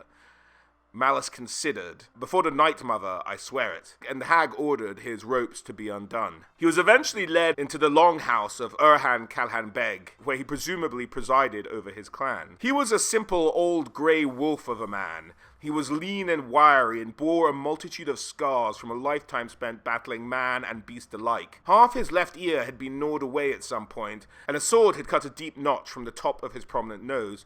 Intricate tattoos covered his face, neck, and hands, speaking volumes of his deeds as a warrior and a chieftain. Beg had a long, drooping grey mustache and piercing blue eyes, as cold and hard as sapphires. At present, those eyes' pitiless stares was fixed on a man standing at the front of the dais. This, he'd later come to know, was the Urhan's second son, Nual. Malus was meant to be some kind of gift, but Nual had been sent on a different mission, to recover some kind of family heirloom that had been lost, and instead had turned up with Malus and his party, much to the derision of his father Urhan. So after Urhan had mocked Nual in front of the entire clan for a time, the angry son left in a strop. But Malus sensed opportunity, as Urhan Kalhan addressed him in a tongue he could understand. What had transpired, it seems, was that the Urhan's eldest son, Ruhir, had gone missing, and his boots had washed up on the shore of a nearby river. The river was home to many black willows, and one in particular had an evil reputation for claiming lives. They called it the Willow Hag, and it was suspected that the body of the eldest son had been sucked down by this willow tree, and so the medallion needed to be recovered. It was a medallion that kind of signified the leadership of the clan. Malus offered to go and retrieve this medallion in exchange that Urhan Kalhan would provide a guide north to the Chaos Wastes and allow him and his party to go free. Urhan Kalhan Beg agreed to these conditions, and Malus set off by himself to go and retrieve this medallion. Now, the way the entire scene had played out in the Longhouse, Malus was pretty sure that the second son, having been mocked in front of the entire clan, would no doubt try and kill Malus upon his return if he managed to find the medallion and claim it for himself. So there was that to look out for. But with that in mind, Malus set off to find this willow hag and reclaim the medallion. After a long and arduous trek through the forest, where Malus narrowly avoided becoming a wyvern's lunch, he finally found this fabled willow. It was a huge old black willow, rising high above its stunted cousins along the riverbank. Even from a distance, Malus could see the twisted mass of cable-like roots that spread like a tangled net down into the icy river below. As Malus approached, he soon discovered that the water grew deeper the closer he got to the tree, until he was forcing himself to wade in water that rose above his waist. The current lashed at him from one direction and then the other, trying to spin him around. He forced himself ever closer to the tree until finally he could throw himself forward and grab one of the thick willow roots. His hand closed around a root as thick as a ship's cable, its springy core sheathed in a slick, almost viscous skin. The highborn fought a shudder of revulsion. It felt just like rotting flesh, he thought. Icy, rotten flesh at that. Soon he was up to his neck in the freezing water, crouching low under overhanging roots, all the time looking for the body of this clan leader's son. The roots pressed him closer and closer to the water's surface. He'd penetrated perhaps an eighth of the way into the root complex when he was entirely swallowed up in this malignant labyrinth. As he proceeded deeper, he was surprised to find a pale green luminescence emanating from the larger roots, glowing like grave mold, and providing a faint illumination. So far there were no signs of bones, but Malus figured he'd still had a long way to go to search this entire root complex. A few minutes and about as many feet later, Malus came to a spot where he was blocked by a thick root, broader than his leg. The only way ahead was to swim beneath it. For the first time, the idea gave him pause. The dank air beneath the tree smelled like a crypt, and the palpable aura of dread hung over Malus's head like a funeral shroud. I didn't come this far, he thought, to drown beneath some damned old tree. With a sharp intake of breath, he bolstered himself and continued on. He slipped beneath the water and pushed his way under the great root, trusting that there would be another pocket of air on the other side. There was, but the space was much tighter than he'd imagined, barely enough to hold his head. He gasped at the agonizing cold, only dimly aware that the narrow space was brightly lit by the greenish mold. Malus filled his lungs and dived again, pushing himself ahead. He came up for air, but his head struck a springy net of roots. Further, he thought. With an effort, he pushed himself lower and further on, running his hand along the tangled mass above him. 2 feet, 3 feet, still nothing. His lungs began to burn. Do I turn back? He fought the first stirrings of panic within him. 4 feet, 5 feet, no end in sight. The burning in his chest became an ache. It was hard to resist the urge to press his face to the ceiling of roots, hoping to find a mouthful of air. 6 feet, and the ceiling of roots began to curve sharply downwards. It was all he could do to keep from opening his mouth and gasping for air that didn't exist. Mother of night, Malus thought, help me. Malus turned around, struggling to keep his bearings in the darkness, when suddenly his ears filled with a slow, torturous groan. The entire mass of roots around him shifted, and the current shifted with it. The powerful force he'd been pushing against abruptly pulled him downwards and deeper towards the center of the tree. He tumbled in the vortex, striking roots that were tough as iron. His hands and feet caught in loops and sharp bends, and were just as roughly yanked free. There was a buzzing in his ears, and the last breath in his lungs burst forth from his mouth and nose in a thin stream. Succumbing to panic, his eyes snapped open in the tumult. The pain was sharp and numbing, causing him to blink fiercely, and he caught a glimpse of a greenish luminescence ahead of him. Just as he was thinking this was hope, this was air, he struck another root, and this time he grasped it with a drowning man's iron grip. With all his failing strength, he worked his way hand over hand towards the grave glow. His eyes squeezed shut with the effort. Malus' head burst through the surface of the churning water with a whooping gasp for air. It reeked of the sticky, sweet taste of decay, but the highborn drank it down all the same. For a moment, it felt as though he couldn't possibly inhale enough. And then, a pair of cold, rotting hands closed around his throat. The highborn's eyes snapped open in shock. The glow came not from grave mold, but from the figure of a woman. Rotting skin sagged like melted wax from her bones, which themselves were stained dark with age. Like the bark of the tree, much of her hair was gone, and beneath her shriveled cheeks, her lips had rotted away completely, leaving only a death's head snarl. Her eyes were empty sockets, and he couldn't see any ears on this clearly Drukian figure. Her eyes were empty sockets, but Malus could still see the burn scars around the edges, and the remnants of a rusted iron collar around her withered neck. Silent and hateful, the willow hag pushed him downwards until the raging water was roaring in his ears. She was not strong, but she had leveraged, and she was tireless as death. Malus beat at her rotting arms, feeling the bone flex like willow roots. His strength was failing fast, and her bony fingers closed inexorably tighter around his neck. Desperate, Malus pulled at the hands until he could draw in a thin stream of breath. "Hateful wight, release me," he gasped. "I am a Druki of Hag Graef, not a shade like those who blinded you. Let me live, and I will give you another chieftain's son to pour your hate upon." The willow paused, her arms still around Malus's throat, and then slowly began to release him. Gasping, Malus pulled himself out of the water into the hollow of the tree. There was death all around him as he put his hands in some slop that turned out to be the intestines of the clan leader's son. Medallion still around his neck. Malus pocketed the medallion while he could and turned to face the willow hag. She was silent as the willow tree itself shifted around them. A narrow tunnel formed, and Malus found a way out of the tree. It seemed the hag had accepted his deal. Malus escaped the tree, and sensing eyes upon him as he made his way out, he knew that the Shade Chief's second son was somewhere around. He called out to him, challenging him to come out. But Malus was no fool and had laid a trap, hiding his weapons away, pulling them out at the last minute. But the chief's son was a tough one, and it took the willow, sucking them both back into the tree, to finally allow Malus to kill his pursuer.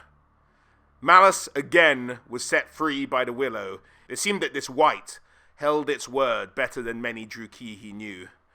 Exhausted, nearly drowned, beaten and blooded, Malus made his way back towards the Shade encampment. He burst into the rooms of the Longhouse, with many of the Shades scrambling, thinking they were under attack, and collapsed. Malus had achieved his mission. When he woke up, Lunara was by his side. "How long was I out?" "Nearly 4 days, my lord. When you arrived back in the Longhouse, they thought you were a ghost. You looked so pale and sickly." After Malus had a little bit of time to recover, he was summoned in front of the chief, who was curious what had happened to his second son. Malus gave him a story that he had the medallion, and that his son had tried to take it from him, but he managed to escape. And beyond that, Malus was clueless. Now, despite the chief's suspicions that Malus had killed his son, he had no excuse for killing Malus and would look like a man who'd gone back on his word if he hurt Malus at this point. Malus, continuing, asked for a guide. What was his destination, the chief asked. On the road, when they were making camp before they were taken by the Shades, Malus had read his brother's notebook and had ascertained a couple of key clues from it as to what their destination in the Chaos Waste should be. And from that, he wanted to go to a place in the Chaos Waste that looked as though it had been split by the axe of a god.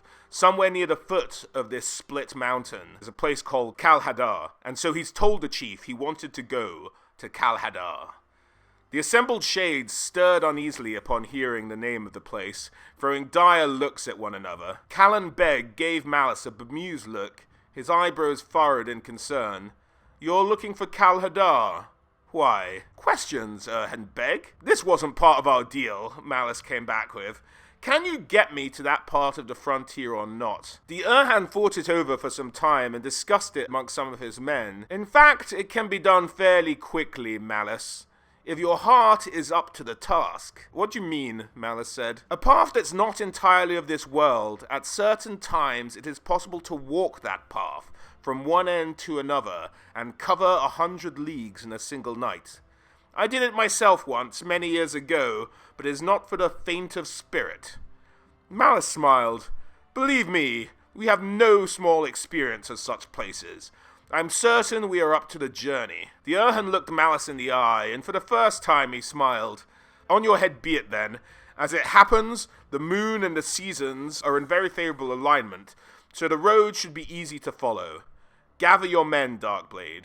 We will leave an hour before sundown, and in the meantime, take what joy of the sunlit world you can. For the remainder of the day, Malus and his team made ready for their journey onwards, getting their weapons back and reuniting with their cold ones. The chief had been missing for most of the day, presumably gone looking for his son. But true to his word, as the sun started to set, the chief reappeared and the party set off to this mysterious road. After a few days on the road, Tz'arkan Beg, who typically rode ahead of Malus and his party, rode back to the group and said they were almost there.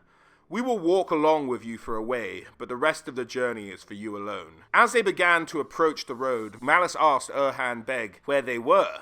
This is called the White Hallows. And Malus glared at the man. I faced one white already, Tz'arkan. I can face another.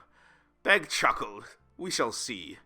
Malus started to realize what they were walking through. As the land sort of gave way beneath the footsteps of his cold one, he realized it wasn't ground at all. He was walking on rusted, sort of broken old breastplates that had rotted away and only maintained their shape.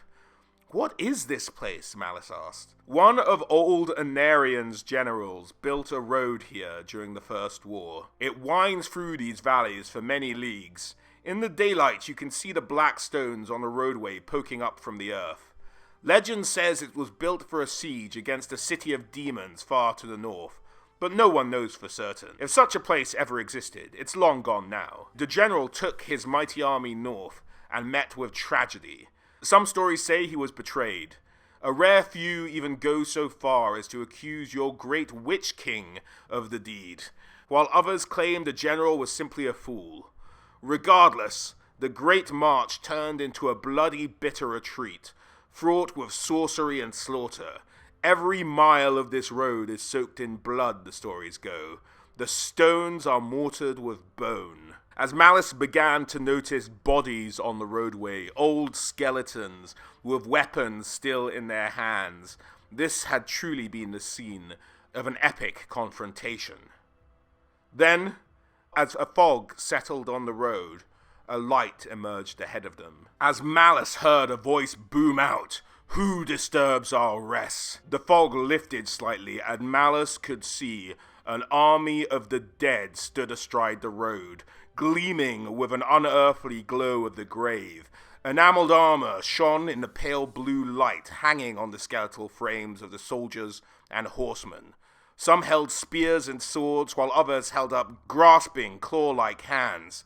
Points of cold blue light gleamed from the pits of their eyes, and their jaws gaped in silent cries of despair. Malus hadn't noticed, but Tz'arkan Beg had moved to the rear of them, and before Malus could respond to the white, Beg, the Shade Chief, shouted out, "We are but travelers on the road, mighty prince. Forgive us our trespass, and we will honor you with obedience and sacrifice." Sacrifice. Malus's mind raced. They were trapped against an army of the dead with nowhere to go. Turning back wasn't an option. As the leader of this ghastly army came to the fore, a dead Prince of Ulthuan. "Sacrifice," it whispered hungrily. Malus saw no other option. He ripped his sword from its scabbard, pointed it directly at this undead prince, and in a desperate cry, shouted, "Ride!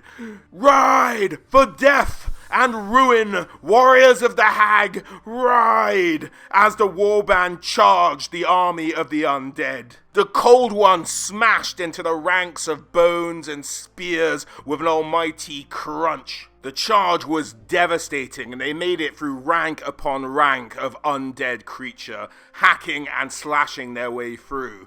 But There was no end in sight, and the progress of their charge began to die down. Then he heard a cry from behind him as the undead prince was making his way towards Malus. Malus cried out in defiance at this challenge and slashed at the prince's face. The wight leaned back fractionally just beyond the limit of Malus's stroke, then leapt forward, swinging his blade in a brutal arc for the knee joint of Malus's armor. But Malus attacked with his own feint. Anticipating the prince's blow, he jerked his boot from its stirrup and caught the wight's sword wrist with his heel. With a blood-curdling howl, Malus brought his sword down on the crown of the prince's helm, splitting the Aphilmar armor in two. The prince reeled back, his skull wreathed in leaping blue flame, his skeletal jaw gaping in fury. Malus snarled in reply and hauled on his reins, dragging Spite hard to the left. The Nolgir's thickly muscled tail whipped round like a battering ram and smashed into the prince's chest.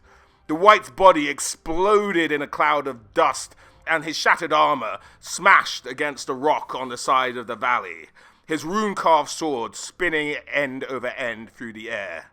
Malus barely had a heartbeat to savor this triumph before a wight drove his spear deep into Spite's shoulder, and the Cold One jerked sharply away from the blow. The sudden change in motion caught Malus by surprise, then clawing hand seized his shoulders and dragged him from his saddle. He landed on his back on the stones of the roadway with a frenzied mob of wights standing over him. Blows rained down on his armor like a clatter of hail. A spear point found a gap in his left vambrace and gouged deep, causing Malus to hiss in pain. The blow of an axe smashed against his left knee. The armor held, but the joint beneath was wrenched by the impact. The tip of a notched sword slid across his forehead, spilling a curtain of blood down the sides of Malus's temples. Malus roared like a man possessed, smashing his sword at the legs of his foe. Armored foes toppled on top of him, their cold hands clawing at his face and throat. Spite roared, and the crowd around him was knocked momentarily back as the Cold One smashed them aside with a sweep of his armored head. The Highborn threw his foes off him with a convulsive heave, shattering the skull of one determined wight with a short chopping stroke of his sword. He leapt to his feet, propelled by battle frenzy, even as his mind fought a rising tide of panic. Without warning, his knee gave way underneath him, and he fell towards Spite's blooded flank. Malus's free hand came down on one of his saddlebags for support, but managed to slip its way into the bag, not through any conscious thought of Malus's. Then his hand reflexively closed on the wire-wrapped skull relic, and he pulled it free.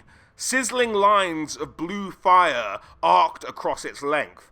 The skull's hollow eye sockets, formerly black pits of shadow, now seethed with globes of fiery light. A jolt shot through Malus, down his arm, causing his heart to clench painfully. His whole body jerked, and words came bubbling up from his throat and boiling from his mouth. He couldn't understand what he was saying, couldn't even hear the words, just a savage buzzing sound that soared at the air. But he could feel the phrases tumbling from his mouth, taking shapes that were jagged and hard. He tasted blood in his mouth and felt the skin from his lips split from the pressure. With a terrible moan, the wights started to flee from him, falling back upon one another and clapping their shriveled hands to their skulls. As the wights fell back, the sizzling energy of the skull began to wane, but Malus lurched to his feet and willed the fire to blaze brightly again, focusing his anger at the incandescent relic. With this, they could survive, but he had to focus all his will and rage on it to have it continue to function. "Burn, damn you, skull! Burn, or I'll break you to pieces," he said to the relic. Holding it aloft above his head, he now addressed the army of the undead. "Our blood is not for the likes of you. Raise a hand against us, and I will scourge the spirit from your worthless bones and hurl you into the outer dark. Flee before my wrath, wretched sons of Anarion. The Dark Mother waits, and if you press me, I shall offer your souls up to her." As he saw in the far distance the Shade Chief and his party standing there awaiting to see the slaughter of Malus and his crew, he addressed the whites once more. "Slake your thirst on them," pointing to Urhan Beg, foul whites, as he pointed to Urhan Beg and his party.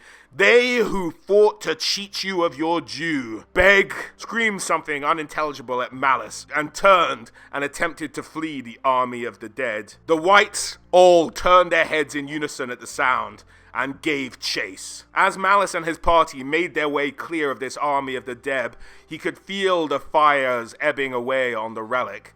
Malus sought to stoke it once more, but found his fury wanting. His insides felt twisted and torn, and blood leaked from the corner of his mouth and dribbled down his armor. Around him, the Druki of his warband drooped wearily in their saddles or leaned against the heaving flanks of their mounts. The gore that streaked their faces and stained their armor was their own. 2 knights lay near the corpses of their cold ones, one pierced with spears and hacked to death by swords, the other laying in bloody twisted pieces, his guts shriveled and blackened with frost. Spites shuddered beneath him.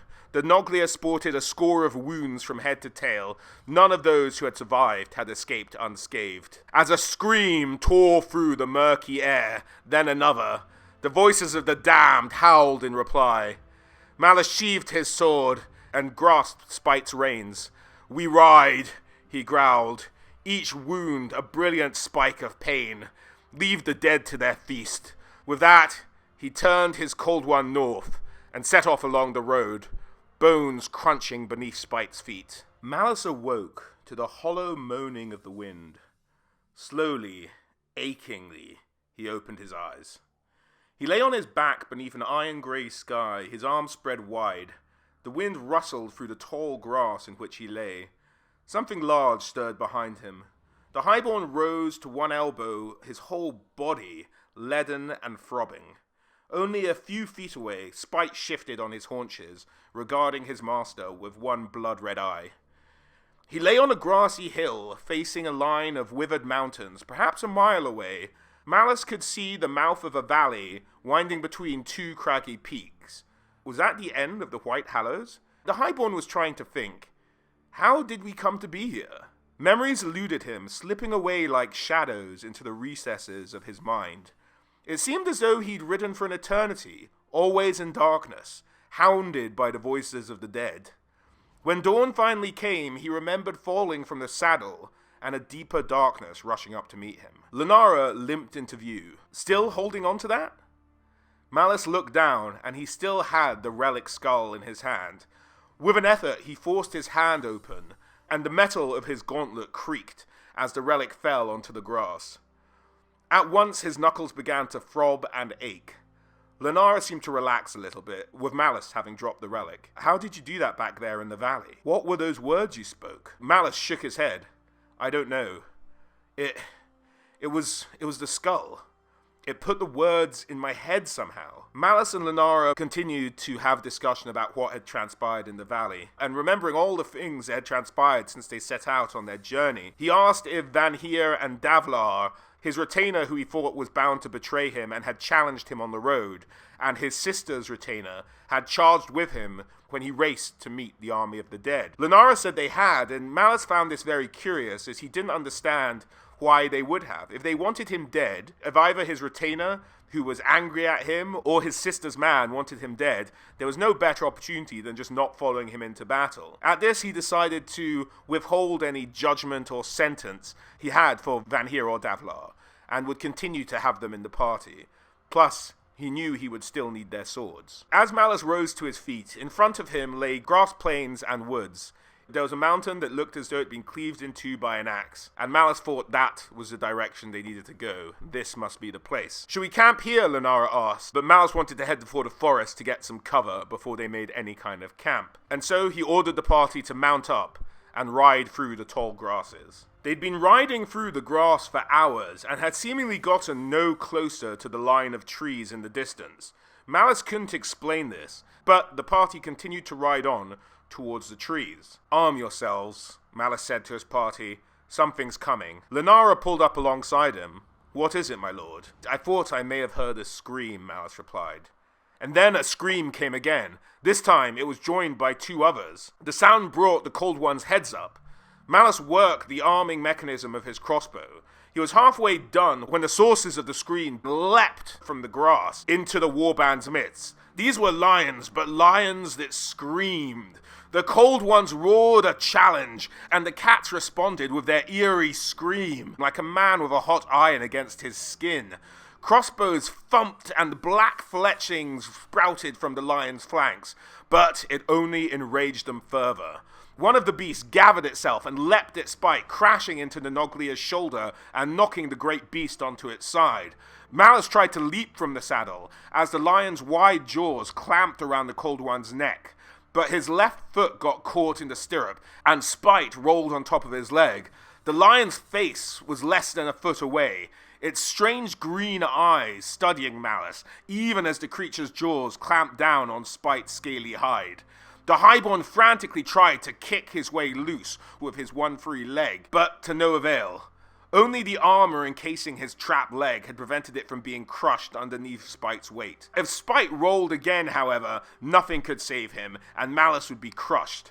Malus frantically worked to reload his crossbow as Spite thrashed and snapped at the lion. The Cold One's jaws closed on the lion's ribs, and the lion lashed out with its claws, raking deep furrows across the Noglia's shoulder, just scant inches from the highborn's free leg. He could feel the Cold One twisting and trying to roll onto its back. Suddenly, Malus's crossbow string managed to lock into place with an authoritative clack. With the bolt popped into the track, Malus braced himself with his free foot and fired the bolt point blank into the lion's eyes. The lion leapt from the Nolgia with a strangled cry, its head snapping around in pain. The huge creature spun in a circle, howling in torment. Then its legs collapsed underneath it, and it fell in a twitching heap. Spite rolled onto his feet, hissing angrily at the creature's corpse, and Malus jerked his trapped leg free from the stirrup. He looked frantically about as he reloaded the crossbow, but the other lions had disappeared. "Where did they go?" he shouted to no one in particular. Dalvar answered, "They ran on past us." Malus leapt to his feet, crossbow at the ready. But why? He looked to the north, and suddenly he understood. The darkness he'd taken to be the horizon swept over them like a thrown blanket, and suddenly the howling wind rose to a terrible roar. Hot rain lashed at his face, running down his neck. He could barely see more than 2 feet in front of him. "Circle up!" he shouted over the sound of the wind. "Cold Ones on the outside, men inside, quickly!" as they made a circle to shelter themselves. Malus settled into their makeshift shelter and placed his hood over his head to rest out the weather. This rain was not normal rain. As he touched his cloak, it had been raining blood. If any of the other members of his party had noticed this, they didn't say anything, and the riders fell asleep in silence. When they awoke, they continued their ride to the tree line. The damned plain seemed to go on forever as they rode from sunrise until well after dark, navigating by the glow of the northern lights overhead, and stopping only after they were too tired to go any further.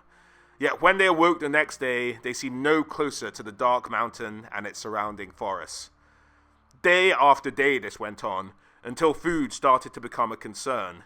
They were down to iron rations now, rock-hard biscuits and thin strips of dried meat, enough for 1 meal Pt.2 per day, and they saw very few animals during the day, mostly dark shapes like vultures soaring low over the hilltops in the distance. This meant that the Cold Ones were going hungry, and they took to letting them out at night so they could hunt of their own free will, but it seemed they weren't having much luck either. To the best of Malus's reckoning, it was their 5th day on the plain when they stumbled upon the tribesmen fighting each other. Van'Heer he called to his retainer, who he had now grown to trust a little bit more, as he had made the charge in that kamikaze attack against the undead. As the knight rode up next to Malus, "My lord," he responded, "what do you make of this mess?" as they watched 2 troops of tribesmen make battle against each other. "Feral humans," Van'Heer replied. "Nomadic tribesmen by the looks of their ponies. We're close to their tribal lands, and I would guess this is a raiding party on their way back to their winter quarters." "Who are they fighting?" Malus asked. "Why, one another," Van'Heer replied with disdain. "A falling out over plunder, I expect. They are close enough to their home range that some must have felt it safe to start cutting the others out of their share." "Not so different from us, then," Malus thought. He tried to estimate the number of the tribesmen on the field. At least 30. Victors and vanquished combined. Greater numbers than they had, but poor armor. The Highborn mused, "Do you think they've seen us yet?"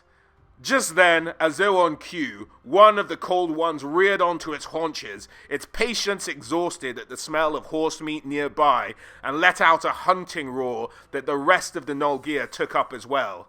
By the time the Druki had their mounts under control, the plain was covered in reared ponies and shouting, gesticulating nomads. "You were saying, my lord?" Vanir said. "Never mind," Malus hissed. "What will they do now?" he asked Vanir. "Well, they'll attack, my lord," as the nomads started to charge towards the Druki. "You see, here they come now." "Very well, back in line, Vanir," Malus ordered, who then stood in the stirrups, shouting Shanishar, or swords and shields. "Crossbows ready," he added. "2 volleys, and then we charge." Malus reached back and grabbed his own weapon, just as the nomads urged their ponies into a canter. They were nearly at the base of the ridge upon which Malus and his Druki stood. At this distance, he could see their faces were painted with a white paste that gave them the look of skulls. Thick heads of braided hair flapped wildly in the wind. Each rider the Highborn saw had a clutch of severed heads tied by the hair to their saddles. "Make ready," he cried, lifting the crossbow to his shoulder. His eyes scanned the front ranks of the oncoming mob, looking for their chieftain. He settled on a huge nomad riding a shaggy black pony and carrying a massive battle axe in one broad hand. The man's head had been shaved bald and tattooed with crude red sigils, and his face had more in common with a wolf than a man. The wolf-headed nomad reeled in the saddle as a black-fletched bolt punched into his chest. He clung to the saddle for some 2 heartbeats, then the great axe fell from his nerveless fingers as he pitched backwards onto the ground. Malus was already working on reloading the mechanism with swift, sure movements honed by years of hard practice.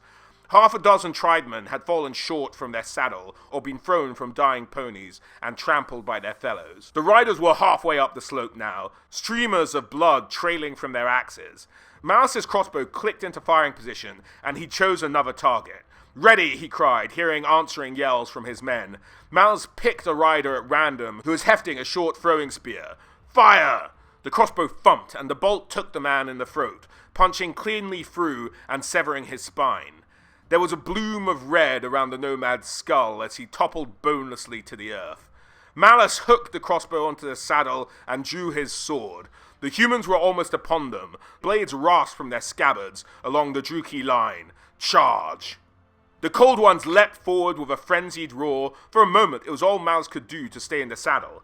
As Spite leapt hungrily at the closest pony, the animal shrieked in terror and tried to swerve away, but the Cold One caught the pony by the throat and bit through it in a fountain of hot blood. The rider was thrown forward by the impact, sprawling across the back of Spite's neck, and Malus buried his sword into the nomad's skull. Another raider swept past on the right and struck at Malus, the resounding blow across his breastplate, knocking Malus flat against the back of the saddle and sending his sword spinning through the air. Grabbing the saddle, he spurned the Cold One on savagely away from his impromptu meal and fumbled his second sword from its scabbard as he pulled himself painfully upright. Another rider galloped at Malus from the left. The Highborn hauled left on the reins, pulling Spite's head into the nomad's path, and the Cold One snatched the man from the saddle. The raider screamed in rage and found the strength to hack weakly at Spite's snout, before the creature bit through the man's torso and sent limbs and head tumbling to the ground. By now, the raiders had swept past the Druki and were raining around at the top of the ridge. A dozen nomad bodies littered the slope, and one of the Druki lay in a crumpled heap. His famished Noglear had pounced on the first pony it reached and rolled down the slope with its prey, crushing the rider to a pulp in the process. Less than half the riders were left, but the wild-eyed tribesmen showed no signs of abandoning the fight. Malus brought Spite around and spurned him back up the slope, and the nomads rushed back to meet him. Once again, Spite lunged for the nearest pony, but this time the nomad was an expert rider and mad with battle lust to boot. At the last moment, he jumped his pony over the Cold One's head, and Malus found himself staring wide-eyed at the animal's bunched legs and broad chest as the beast hurtled at him like a falling boulder. Before he could react, Spite caught the hurtling pony's hindquarters in his jaws, and suddenly riders, mounts, and all were tumbling end over end back down the slope. The nomad's ponies struck Malus a glancing blow and sent him flying from the saddle. He landed hard, nearly a dozen yards away in a shower of dirt and grass, but the blow had very likely saved his life. Spite and the dying pony crashed past, the animals shrieking wildly in terror and pain. The rider fetched up close by, stunned senseless by the fall, and Malus leapt upon him while he was helpless, severing his head with a stroke of his sword. By the time Malus staggered back to his feet, the battle was over. Riderless ponies shrieked and galloped in every direction, some pursued by out-of-control Noglier, as the riders cursed and wrestled with their reins. A dismounted nomad lurched down the slope at one of the Juki, his left arm hanging uselessly by his side. Malus watched Dalvar pluck a knife from his belt and send it in a glittering arc to bury itself in the back of the raider's skull. Lenara caught sight of Malus and trotted over. Vanhir followed in her wake. Her own bone weariness had vanished in the thrill of the charge, and the wolfish grin on her face was the first he'd seen in days. "A pleasant afternoon's diversion, my lord," she called. "Any prisoners?" Malus asked. Vanhir shook his head. "The tribesmen aren't the sort one captures," he said. "They'll fight with their teeth and splintered stumps of their arms if that's all they have." "Orders, my lord?" asked Lenara. Malus snatched up a handful of brown grass and started cleaning the blood from his sword as they surveyed the battlefield. "Dismount the warband and let the Noglier eat their fill. The men can plunder the camp while the Cold Ones gorge themselves. There are bound to be valuables among the tents, and the men have earned a reward. Then we'll take all the food we can find and be gone from here before nightfall." The tribesmen had been a lucky find and had restocked their supplies of food and meat for the Cold Ones. They set off on their journey again, across the rolling plains. It had been days since they'd left the nomad camp behind, and the terrain had gone from grassland to cracked earth and clouds of dirt. The gusts of winds were hot and stank of sulfur, like breaths of air from an open furnace, even though the heavy grey clouds overhead threatened snow. The city seemed to appear from nowhere. One moment there was nothing but arid plains, a steel grey horizon, and then they were crossing a low ridge, and the ruins were rising into the sky from the plain to the north, less than half a mile away. Due to the changing landscape, they'd started to run low on water, and so had to go into the city to replenish their supplies. Malus was a bit uneasy about this, and didn't like the idea of marching his whole warband into the city where they could be easily ambushed, not knowing what was there. But he couldn't send any scouts forward, as his numbers had been dwindled to the point where to lose a couple of scouts would effectively cripple the entire party, so it was all or nothing at this point. And so they marched into the city. As it seemed from the outside, it was largely abandoned. Sand filled its streets, at points building into dunes within the city itself. They marched towards the central citadel, betting that that was the place most likely to have a supply of water. Once they arrived, they dismounted their Cold Ones and entered the citadel. The place was curious, no design that Malus had been familiar with, the craftsmanship exemplary, like that of the dwarven slaves they used to build their own cities. They found nothing in the upper floors, but they did find a path leading down, and so with a couple of lanterns, Malus took a party down into the depths of the citadel of this abandoned city, of this deserted city. And indeed, at the deepest point, they found the well with a cover on it. They started to refill all their water containers. At this point, Davlar led Malus away and led him into a room with no floor and held Malus over the edge with a knife to his throat. Davlar explained that he knew Malus didn't trust him, as he was one of Malus's sister's retainers. But Davlar was pretty convinced that Malus's sister had sent him up here and his men to die, and so said to Malus, "Look, Malus, if I wanted to kill you, I'd do it here and now, but I don't. That's not my goal. So I'm going to spare you here and swear myself to you, because I'm pretty sure your sister sent us on this mission knowing you'd be killed, and was happy for us to go along and be killed with you. So I'm your man now, Malus." Malus agreed to accept Devlar's vows, and the party went back up to the citadel to rejoin their Cold Ones. As they were returning to near enough the ground floor, out of the corner of his eye, Malus caught a glimpse of a huge horned muscular form, rearing up in the lantern light. Then a heavy club smashed into his left vambrace and threw the lantern from his hand. Malus retreated, raising his sword as the lantern shattered on the tiles, scattering burning oil across the floor. Malus's attacker let out an inhuman roar and rushed at him with a club held high. The weak light of the burning oil gleamed on a broad, heavily muscled chest, fringed with black, wiry hair and powerful furred legs that terminated in large hooves. The monster was close to 7 feet tall and looked far stronger than any Druki, and moved with the speed of a plains lion. As fast as the monster was, though, the Highborn was faster still, as the man-beast charged. Malus leapt forward as well, ducking beneath the monster's thick arms and stabbing his sword deep into its belly. The sword pierced the monster's thick wall of abdominal muscle, and the power of its charge forced the blade through his body, grating against its spine as it punched out through the creature's back. The man-beast bellowed in shock and anger, doubling up around the Druki's sword. But its left hand reached over and caught Malus by the hair. It flung him backwards against a nearby wall. The Highborn's head struck the stone, and sparks exploded across his vision. Then came the creature's club, smashing against his thick breastplate, and Malus thought he'd been kicked in the chest by a god. Malus bounced off the stone wall and fell to the ground, gasping for air. The armor plate had been the only thing that had saved him. And even though he could tell that the tough, flexible steel was deeply dented just to the left of his heart, the club smashed down again, this time striking the wall and part of his shoulder. The joint flared with a sharp spike of pain, and Malus cried out in pain and anger. Fumbling a long dagger from a sheath in his boot, when the man-beast lifted the club once more, Malus leapt from the ground and grappled the huge creature, stabbing again and again into the monster's chest and throat. The monster roared, its mouth right above Malus's left ear. He could smell the thing's fetid breath, and was battered by the tips of thick tusks or horns as the creature tossed its head in pain.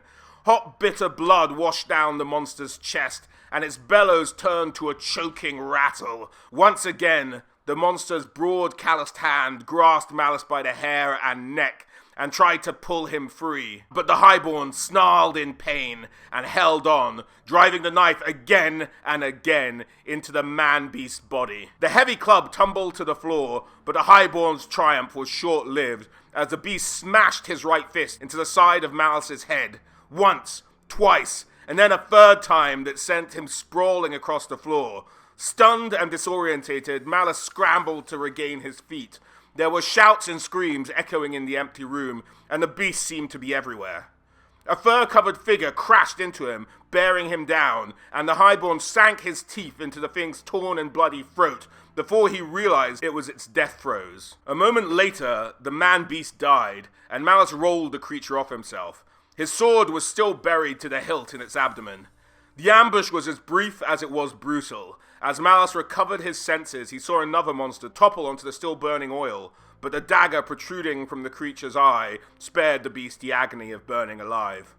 2 other creatures sped in front of the flickering light, arms and legs flashing as they ran for the open doorway. "Stop!" Malus roared as they ran headlong into the courtyard, and the Highborn staggered to his feet in pursuit. A Noglier bellowed a challenge just as Malus reached the doorway.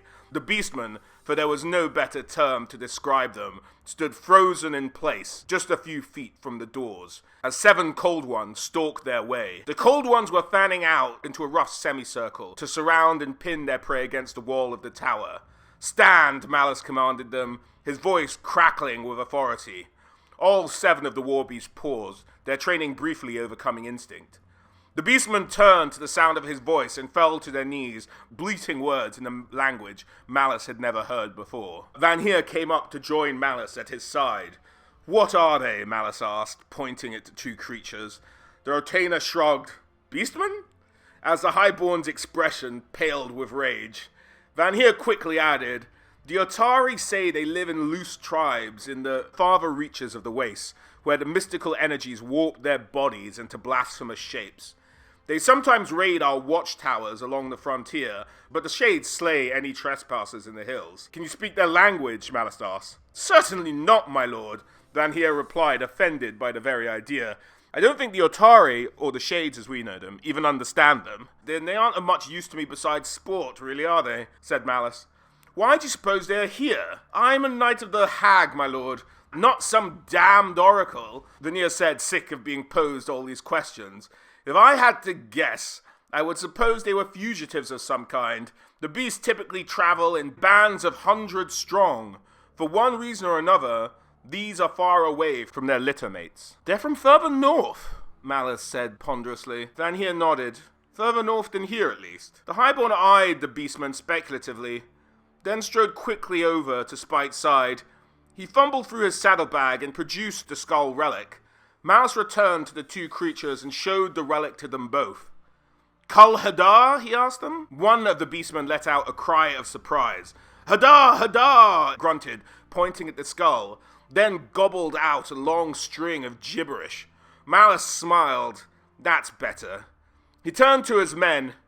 "It appears we have a guide," he said, pointing to the babbling creature. "That one lives. The other one will entertain us tonight." The party made camp in the courtyard of the citadel. Malus, happy that the idea that the city was abandoned, allowed his guys to explore a little bit. The beastmen, who didn't answer Malus's questions quickly enough, hung from an improvised rack they'd built with steel bars taken from the old forge. The creature's prodigious endurance had prolonged the revels well into the early morning hours, until, drunk with torture, the warband had adopted much cruder tactics to bring the celebrations to the end. The beastman now resembled nothing so much as a badly butchered slab of meat, its blood staining the sand around the rack. The surviving beastman didn't seem overly troubled by the death of its companion. It had watched the revels with some curiosity once he'd been persuaded that he wasn't about to be turned into the next victim. A couple of Malus's men returned with dire news. "Are you certain?" Malus asked, as he felt a fist closing around his heart. The Druki reporting back to Malus looked clearly nervous at earning the Highborn's undivided attention. "Yes, my lord. The nomads wore fur, but these riders had black cloaks and rode proper horses. Half a day, my lord. Less than 5 miles, I think. The way distance is warp here. Who can say for certain? Uriel's riders must have followed us through the White Hallows," Dalva said, approaching the group, his face paling. "You don't suppose they fought their way through the Whites?" "Perhaps," Malus growled. "Or perhaps they're close enough to being dead themselves that the Whites couldn't tell the difference. It doesn't matter. We're leaving now." As the party packed up camp and set off with their new guide. Having left the city, the beastmen seemed to point in the direction away from the mountain they were aiming towards. But Malus had learned that the way space worked in these wastes was twisting his perceptions, and so went along with the beastmen's route. They rode for most of the day when Malus started to look for possible campsites. When Spike crested a tall hill, he found himself staring at the outskirts of the ever-elusive forest. Beyond rose the great mountain, its deep woods standing out as a line of abyssal blackness against the steel grey of its flanks. For a moment, Malus couldn't believe his own eyes. When had their course begun curving back towards the peak? Try as he might, he could not remember. No matter, he thought, we're here. Lenara sidled her cold one up alongside. "Do we camp here, my lord?" The daylight was almost spent, but northern auras were already boiling across the sky in the most vivid display Malus had ever seen. Streaks and great loops of blue, red, and violet arced across the underside of the clouds, casting unsteady shadows among the tall trees. "We'll press on a bit longer," the Highborn decided at length. "Uriel's riders have no need for sleep, I suspect. I want to cover as much ground as possible while there's light to see by." As they made their way some distance into the forest, Malus started to hear howls. Firstly from behind them by quite some distance, then another howl off to the left, then one to the right. They were being hunted by a pack of something, Malus decided. Then, from their right flank, something emerged. It was huge, easily as large as Spite. Its body little more than a lump of cancerous flesh and muscle, supported by 4 trunk-like legs. Long, narrow arms terminated in scythes of exposed bone, which lashed at Malus, severing tree limbs and tearing huge gouges from tree trunks in their path. There were no eyes, not even a face that Malus could recognize, only a round, lumpy-like mouth at the end of a thick, muscular trunk. Rings of barbed teeth pulsated in ranks down the monster's throat as its sphincter-like esophagus dilated and expelled a maddening roar. The creature charged and caught a Druki that Malus had been speaking to only moments before. It pinned his cold one to the ground with its 4-clawed legs and slashing it to a bloody ruin with its scythe-like arms. Malus could see the Druki still kicking leg. The monster forced the armor warrior down its fanged throat.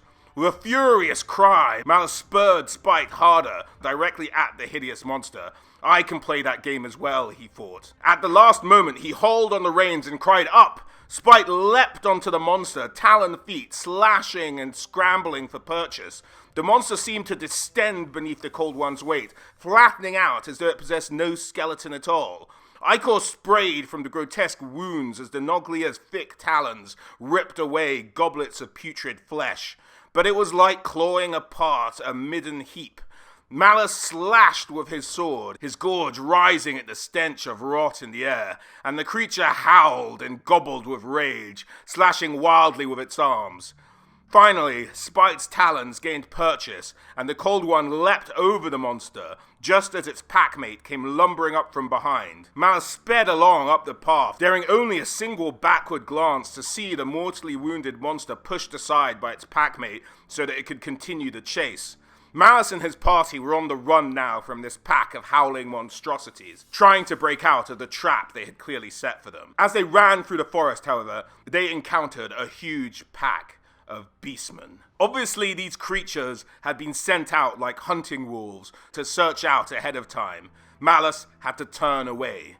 They started riding in the opposite direction, only to be greeted by another group, marching in the opposite direction.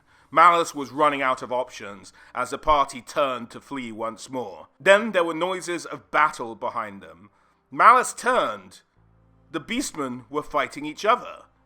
This conflict had nothing to do with him. The two groups had come to fight one another. Malus turned the war party around, considering for a moment, and then decided to make use of the situation, and they started to fire in their crossbows into the melee indiscriminately until it seemed like one side was firmly ahead, and then the war party paused. In all of the commotion, they had lost their beastman guide, who had disappeared into the wood when the monstrosities attacked. The fighting between the two groups was dying down now, and one group seemed to emerge victorious.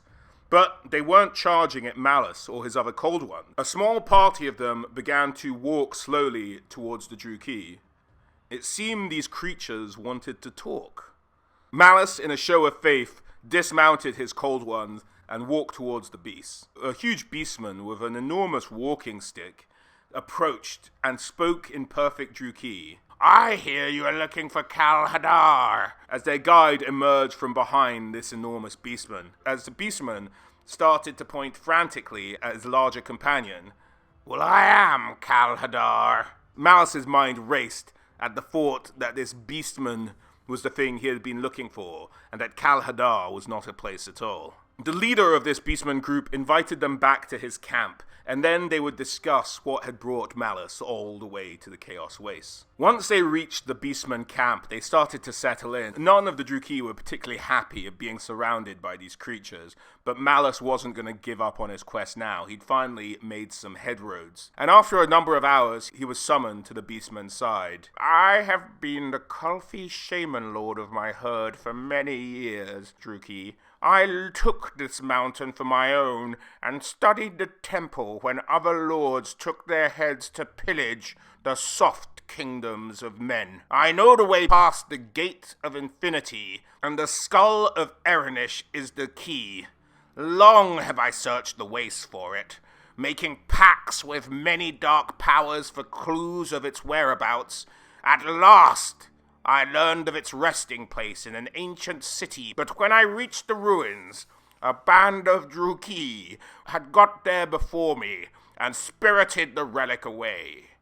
The shaman's gaze glittered with thwarted ambition. "But now the ruinous powers have brought you and the relic into my grasp." There was a problem, however. The beastman was fighting a civil war amongst his own tribe. He had spent so long trying to get into this temple that his beast herd had turned against him. They wanted to go raiding, be like normal beastmen, not live around this bloody temple, which had been closed off due to a mystical barrier and gate known as the Infinity Gate, which nothing could get past. They'd spent years here, and his tribe had lost patience. They'd been led by another champion and splintered off, and were looking to hunt down and kill the shaman lord, who'd been forced to abandon his home and was living on the run with his true believers still by his side. So, Malus presented a solution. With the force of the Cold One Knights, this beast lord could perhaps turn the tides of battle, which were not in his favor at the moment, and take back his home camp, killing the leader, and then most of the rest of the herd would go back to following him. And so he proposed a deal to Malus. "You help me defeat this upstart, and I will take you to our sacred grove, where we will learn the secrets of the skull and learn how to open the Infinity Gate. Malus had spent most of the last hour or so dispatching scouts and sentries of the enemy beastmen camp. Their enemy was named Machuk, and he was the leader of this clan of beastmen. The attacking force of Druki and beastmen had been split into 3 smaller mixed groups of the Druki and the beastmen. This allowed the force to move more stealthily and cover more of the camp's perimeter. Each column was provided with 2 or 3 Druki crossbows to silence any unexpected threats that they encountered around the edges of the enemy camp. Malus and Vanir and one of Dalvar's men marched with 15 of Hadar's champions, led by a massive beast by the name of Yagan. Unlike the other beastmen Malus had seen, Yagan and his warriors were clad in knee-length coats of heavy bronze scales and greaves, and each wielded a huge double-bited axe. Surprisingly for all their size and bulk, the champions moved silently and nimbly. The plan was that Malus and his forces would charge, but it would be Yagan who delivered the final blow to Machuk, so that it looked like it was beastmen who had overthrown the beastman lord. But Malus knew this would put him in a vulnerable position. If the shaman ever got to a point where he felt like he didn't need Malus and his dark elves, they might be very vulnerable indeed. So Malus had another plan. The Cold Ones burst from the forest growth in an explosion of leaves and branches, stretching themselves into a run up the steep slope of the mountainside. Instinctively, the knights marked one another's position and nudged their mounts closer together, until the riders were less than a sword's length apart. Honed sword blades gleamed in the weak light, and a howl of shock and dismay went up from the camp. Malus grinned like a wolf at the prospect of spilled blood and slaughter. True to Hadar's predictions, many lone beastmen scattered out of the way of the thundering charge, their eyes wide with surprise. Halfway up the slope, however, Malus caught sight of a large knot of warriors, facing around the corner of a large tent, weapons held ready. Many looked to be deep in their cups, but they were nevertheless ready to fight. The Highborn leveled his sword at the mob of beastmen, and the knights put their spurs to their mounts, going to a full gallop as they rushed to meet their foe. Malus's charge had been devastating, and the beastmen who weren't running were being cut down by the Druki swords. Malus had only one goal. It would be he who would take the head of Machuk, the leader of this rebellious faction of beastmen, and then he would be the one to present it to Hadar. When Malus finally spotted Machuk amongst the chaotic crowds, if anything, he was even larger than Hadar, and wore a heavy armor not unlike that of Yagan's. He carried a large sword in his hands. He'll carve me like a roast with that cleaver, Malus thought to himself. I'd best be quick and close if I'm going to beat him. He pointed his sword at the beastman and howled a challenge, one that the usurper angrily accepted. The Highborn drew a long needle-pointed dagger from his belt and let go of the reins just as his charge crashed home. Machuk's huge sword was fearsome but slow, a near irresistible force that took time to get into motion. It was a matter of heartbeats at most, but fights were decided in such tiny, crucial increments. Using his knees, Malus swerved Spite to the left at the very last moment, just as the usurper drew back his sword, and the Highborn leapt from his saddle, blades out, right for Machuk's chest. The din of impact was incredible. Malus barreled into Machuk, throwing his sword arm round the usurper's neck and stabbing at the beastman's throat with his keen dagger. The needle point danced across the thick bronze scales covering Machuk's neck and shoulder, and the huge beastman bellowed in rage. Fanged mouth inches from the Druki's own neck. Dark mother preserve me, Malus thought. That didn't go according to plan. The Highborn clutched Machuk in a deadly embrace, his feet dangling nearly a foot from the ground as he pinned the beastman's left arm against his chest. Machuk thrashed and heaved with his trapped arm, and the Highborn's body bucked in the air, his feet going parallel to the ground. Malus held onto the beastman's neck for dear life, still going to find a weak point with his knife. The point struck a leather and bronze collar guarding the usurper's neck, and the tip broke off against the metal boss. Machuk let go of his greatsword with his left hand and grabbed Malus by the neck and slammed his thick horned skull into the Highborn's forehead. The next thing Malus knew, he was crashing to the ground. He landed on his back against the packed earth and skidded several feet, half blind with pain. It felt like his skull had been cracked like a boiled egg. Dimly, he heard a roar and knew that Machuk was upon him, sword held high. Move! Move! His mind rallied. On instinct, he rolled to the right, and the beastman's huge sword struck him a glancing blow across his pauldron. The shoulder guard crumpled under the blow, and a spike of searing pain shot across Malus's chest. He roared in shock and anger, and the highborn's vision returned as a red rage of battle lust consumed him. Malus rolled forwards towards the towering figure of the beastman. Once again, he placed himself within the powerful arc of the usurper's massive sword, and the highborn found himself staring up at Machuk's armored calves and a gap of bare thigh between the greaves and scalecoat. He lunged with his sword, and the point bit deep into the beastman's right thigh, severing flesh and muscle, spilling a stream of thick dark blood. A less experienced fighter would have retreated from such an attack, but Machuk was a hardened veteran. He roared his fury at the highborn and brought his left foot down on Malus's chest, pinning him in place. Then the greatsword raised skyward and plunged like a thunderbolt.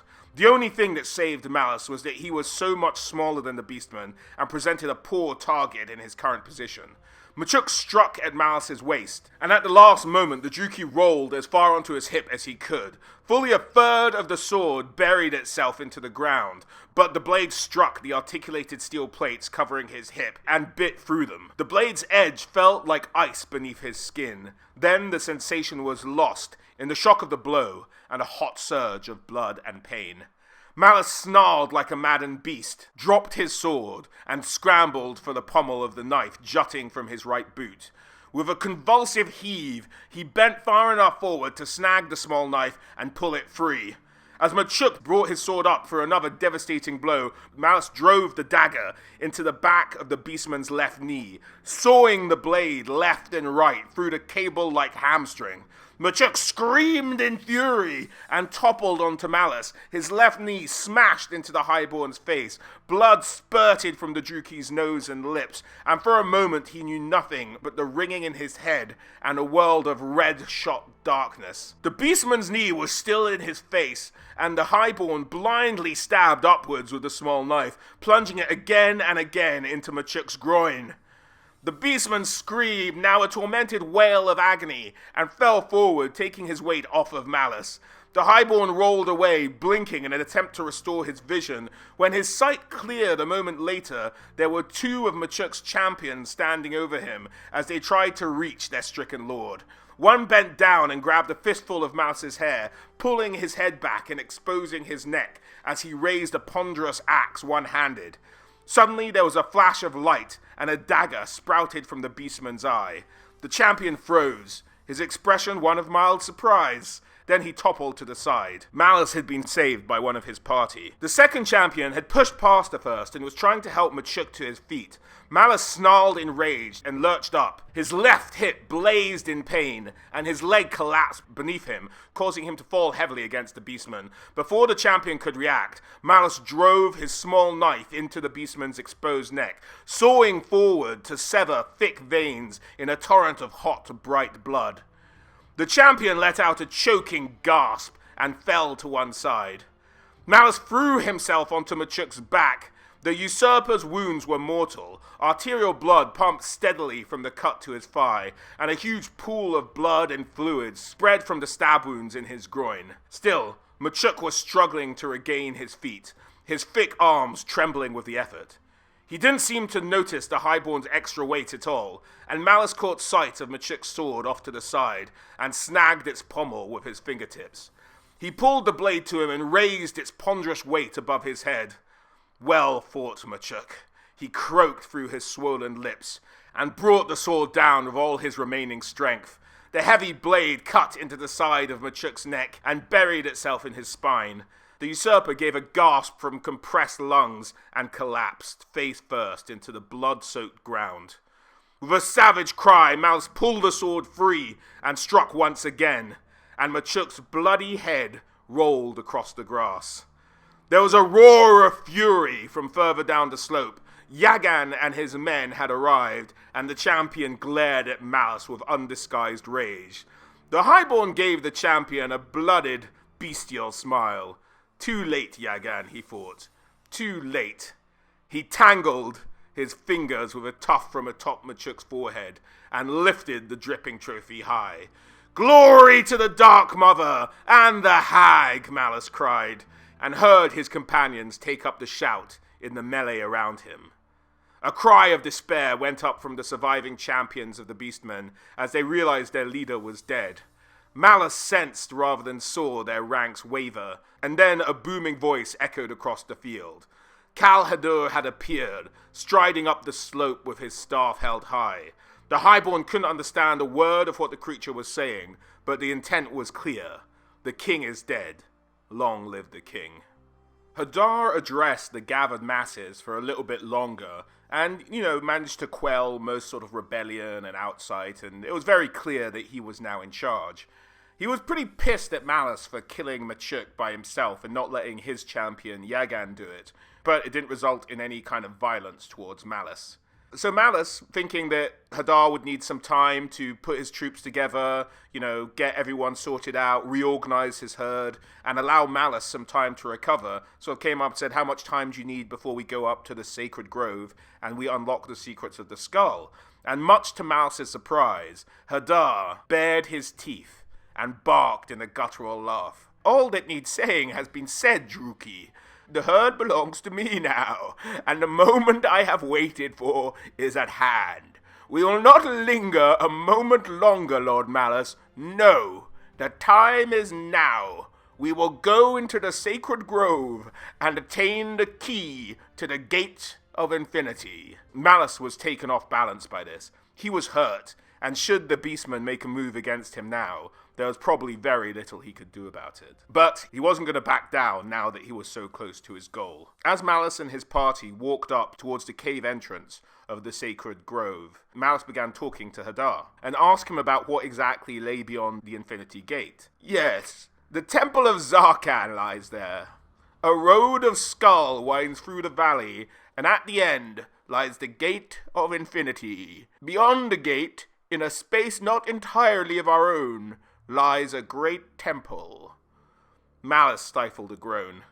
Damn sorcerers and their mind-twisting creations, he thought to himself. When was this temple built?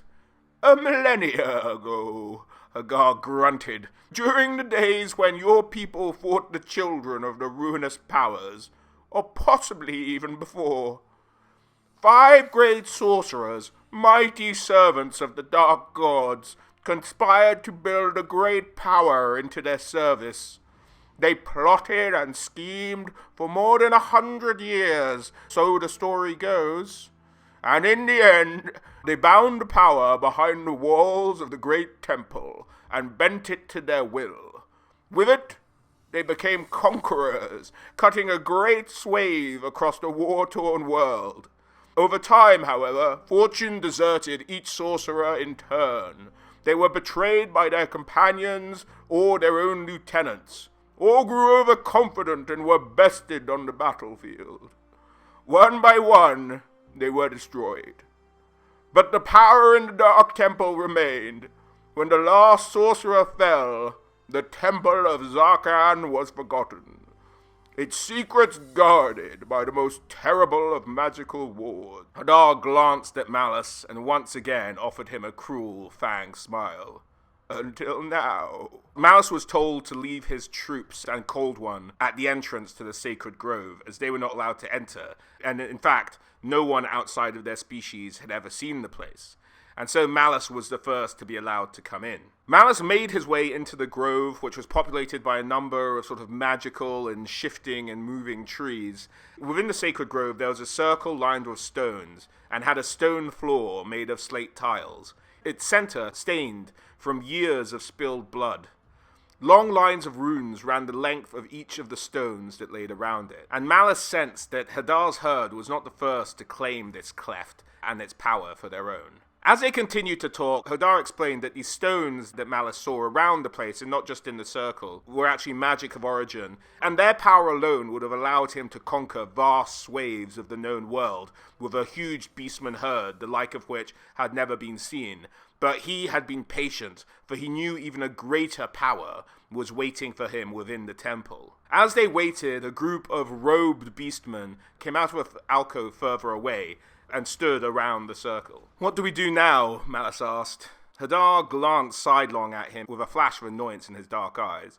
"Now we call upon the shade of Ehrenlich, you fool." "His shade?" Malus asked. "How did you come so far, knowing so little?" The shaman pointed gravely at the skull in Malus's hands. "That is the skull of Ehrenlich, the greatest of the 5 sorcerers who mastered the power of the temple. He was the last of his cabal, sensed that soon he would suffer the same fate as his fellows, and sought to cheat death by sorceressly binding his soul to his very bones. But in the end, the fool had crafted himself a horrible prison. His head was struck from his neck by a rival, and his own body ground to dust. The great sorcerer then became a trophy, to be passed from one hand to another for hundreds of years, his dreams of glory long forgotten. But the secret to unlocking the gate remains bound within those old bones, and we will make Ehrenlich tell it to us." The Highborn's mind raced, struggling with the implications. "How then will you draw out the ghost and make him speak?" Malus asked. Hadar smiled, his outstretched hand clenching into a gnarled fist. "Why, we will give him your mouth to speak with, Druki." As bolts of green fire left the beastman's hand and hurtled towards Malus. Instinctively, Malus threw himself to one side, the hair on his neck standing on end as the magical energy sizzled through the space where they'd been standing. Terror and rage seethed through his veins, banishing pain and weariness. Malus scrambled to try and make an escape, but eventually was struck down by another of the beastman's bolts. The talisman hanging from his neck was resisting the power of this magic, but it was turning a bright red to hold off Hadar's power, until the crystal orb within it shattered into a bright flash of light, and a sharp crack could be heard.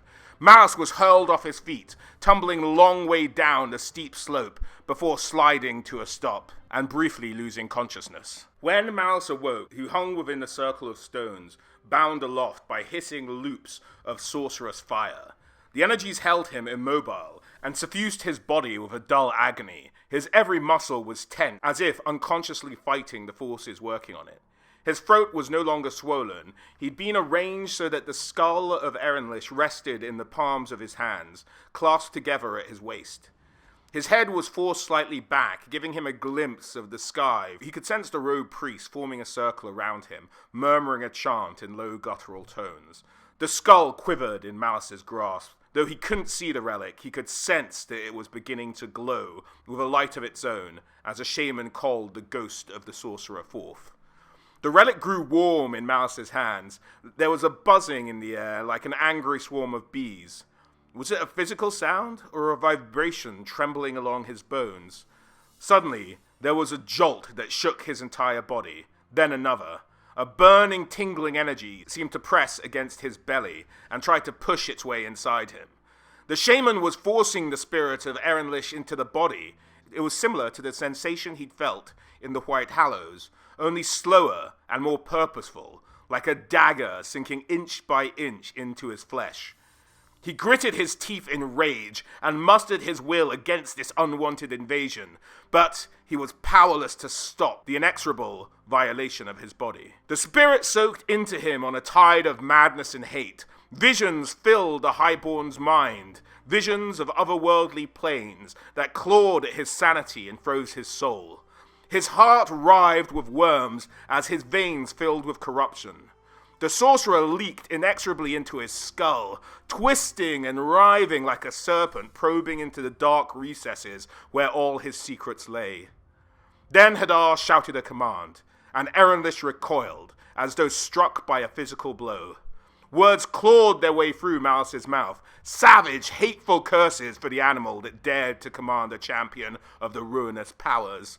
Malus raged and wailed in the remote corners of his mind as the battle between sorcerers was joined. Malus could feel what Ehrenlich's soul felt. He'd sensed this same terror in the skull at the White Hallows. For all the Shade's power, it also feared the darkness that waited beyond the confines of its magical prison. Ernlish had been an ancient and terrible force long before he had gathered his magical cabal to bind the power within the temple to his will. He had made many dark and fearsome pacts with things far more ancient and more terrible than he, and they still waited for the reckoning that was their due. Malus started to wonder if his body would give out before the sorcerer's will finally broke. Hadar lashed at Ernlish with blasphemous words of power, and the shade responded in kind. Malus felt his throat tearing beneath the force of the fearsome curses. Malus's body was being torn apart. Then, a shadow fell over the circle. One of Uriel's riders stepped into the ritual circle, reaching for the skull in Malus's hands. The world shook as this being interrupted the ritual. The sky split with a cataclysmic clash of thunder, and Ernlish shrieked as the pent-up energies of the ritual exploded in a storm of ravening green. Malus flew across the grove. His body felt shattered like a pot in a kiln. His mind felt like smoking fragments scattered beyond his reach, and yet in the darkness, the Highborn's will lingered, and slowly, bit by bit, he gathered his strength and speed. Malus knit himself back together. When his vision finally returned, Malus found himself lying on his side, fetched up against one of the standing stones. The skull of Ernlish lay nearby, the bone blackened and silver wire partly melted from the blast of the intense heat. Many of the stones had been blown apart, jagged shards scything like knives through the bodies of priests who lay burned and ravaged all around the circle. Surprisingly, Hadar still stood, his massive form wreathed in smoke. He was stunned and reeling from the blast, but his sorceries had somehow protected him from the worst of its force. Malus couldn't think of a single reason why he'd survived, but at the moment, he had far more pressing things on his mind. Malus had a suspicion that this ritual might have been interrupted by the riders, as he thought the moment that his sister's protective amulet was shattered, they would easily be able to track his location. The rider who'd single-mindedly breached the circle had somehow survived as well. The pale, ravaged figure was pulling its shattered body across the slate tiles towards Malus on the burnt stumps of its forearms. Its clothing and much of its skin had burned away in the blast, but the eyeless blackened skull was focused on Malus with unerring, murderous intent. Malus tried to stand, his limbs weak and pitifully uncoordinated. He eventually managed to make it to his feet. The riders, although Malus suspected were not quite immortal, were going to put up one hell of a fight against this herd of beastmen. And as the beastmen horde from below the sacred groves charged in, having obviously followed the riders, a huge melee ensued, and Malus made his escape. Outside the grove, he rejoined his troops.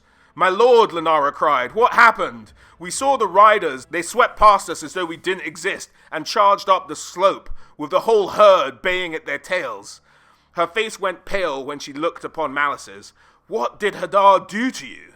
Malus leaned drunkenly in his saddle as his body began to tremble, then quake, as he bent double over Spite's neck. His retainers watched him with deep concern as racking gasps welled up from deep inside his chest. Then the Highborn threw back his head and laughed with the mad glee of the damned.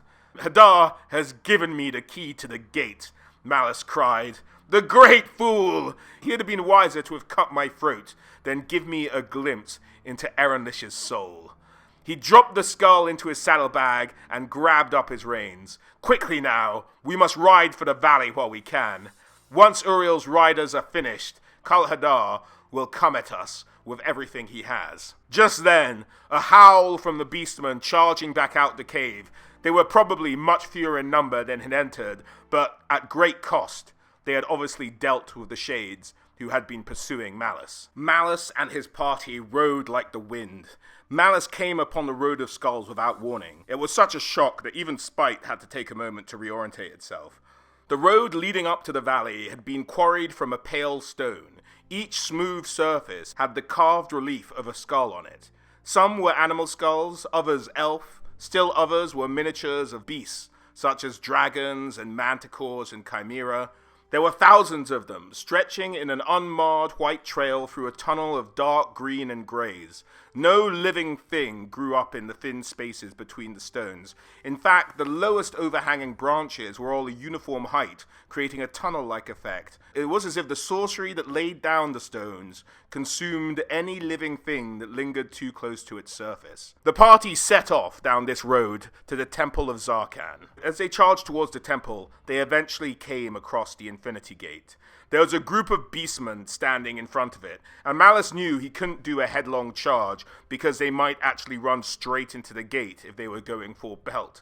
So he armed their crossbows and they fired at the beastmen, luring the beastmen to come to them. At this moment, Malus realized something that perhaps had skipped his attention, but between their travels and the fight with the beastman clan that they had just had, only 3 of his retainers remained. There was Lenara, his ever-faithful lieutenant. Van Heer, who had had many disagreements with along the road, but had proved a useful retainer, and still had not turned against Malus, despite his obvious hatred for him. And there was Dalvar, his newly acquired retainer, who had betrayed his sister to join with Malus. This was all that remained of the 11 knights who'd ridden with him from the Hag. They fought fiercely and managed to kill or drive off the beastmen who were in front of the gate. Malus, knowing that time was of the essence, rode towards the gate, dismounted Spite, reached into his saddlebag, and drew out the skull of Ehrenlich. The blackened relic seemed to glare at him with tangible loathing. Malus knew what he had to do. The experience in the Sacred Grove had taught Malus that Ehrenlich feared destruction and oblivion. He had interceded in the White Hallows against the army of the dead to try and preserve its own life and existence, and so could be kicked into action if its own destruction was at hand. This was the secret Malus had learned when his soul had been exposed to that of the ancient wizard. Armed with this knowledge, Malus stepped up to the Infinity Gate and looked into it. From one heartbeat to the next, the vista beyond the portal warped and shimmered. One moment, Malus beheld vast desert plains, red as blood. Another moment, it seemed he looked out on a vast starry sky lit by hundreds of ancient suns. Another flash, and he beheld a flat, endless plain baking under a pitiless red sun. Vast armies raged across that blood-soaked plain, fighting a war without end. Another flash, and he looked upon the land beneath a moonless sky under cold stars. A ruined city of Cyclopean towers, waiting for sleeping gods to rise and drown the universe in blood. Malus watched the mad jumble of images and knew deep in his bones that he looked upon lands not of this world. He looked upon plains where even gods feared to tread, and he knew that if he stepped into the raging storm, he would be lost for all eternity, like a handful of sand tossed into a stormy sea. Malus addressing the skull. "Come forth, Ehrenlich. Open the gate or perish in the storm. Do you think me weak? Do you think I will not step into the fire? Then you are a fool. I will burn, and you with me. A Druki seeks death in the face of failure. Open the gate or die with me."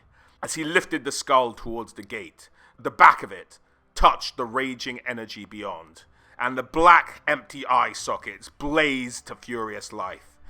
Ehrenlich drove spikes of fire into Malus's brain, forcing himself into the highborn skull like a spearhead and thrashing angrily in the tormented paths of his brain.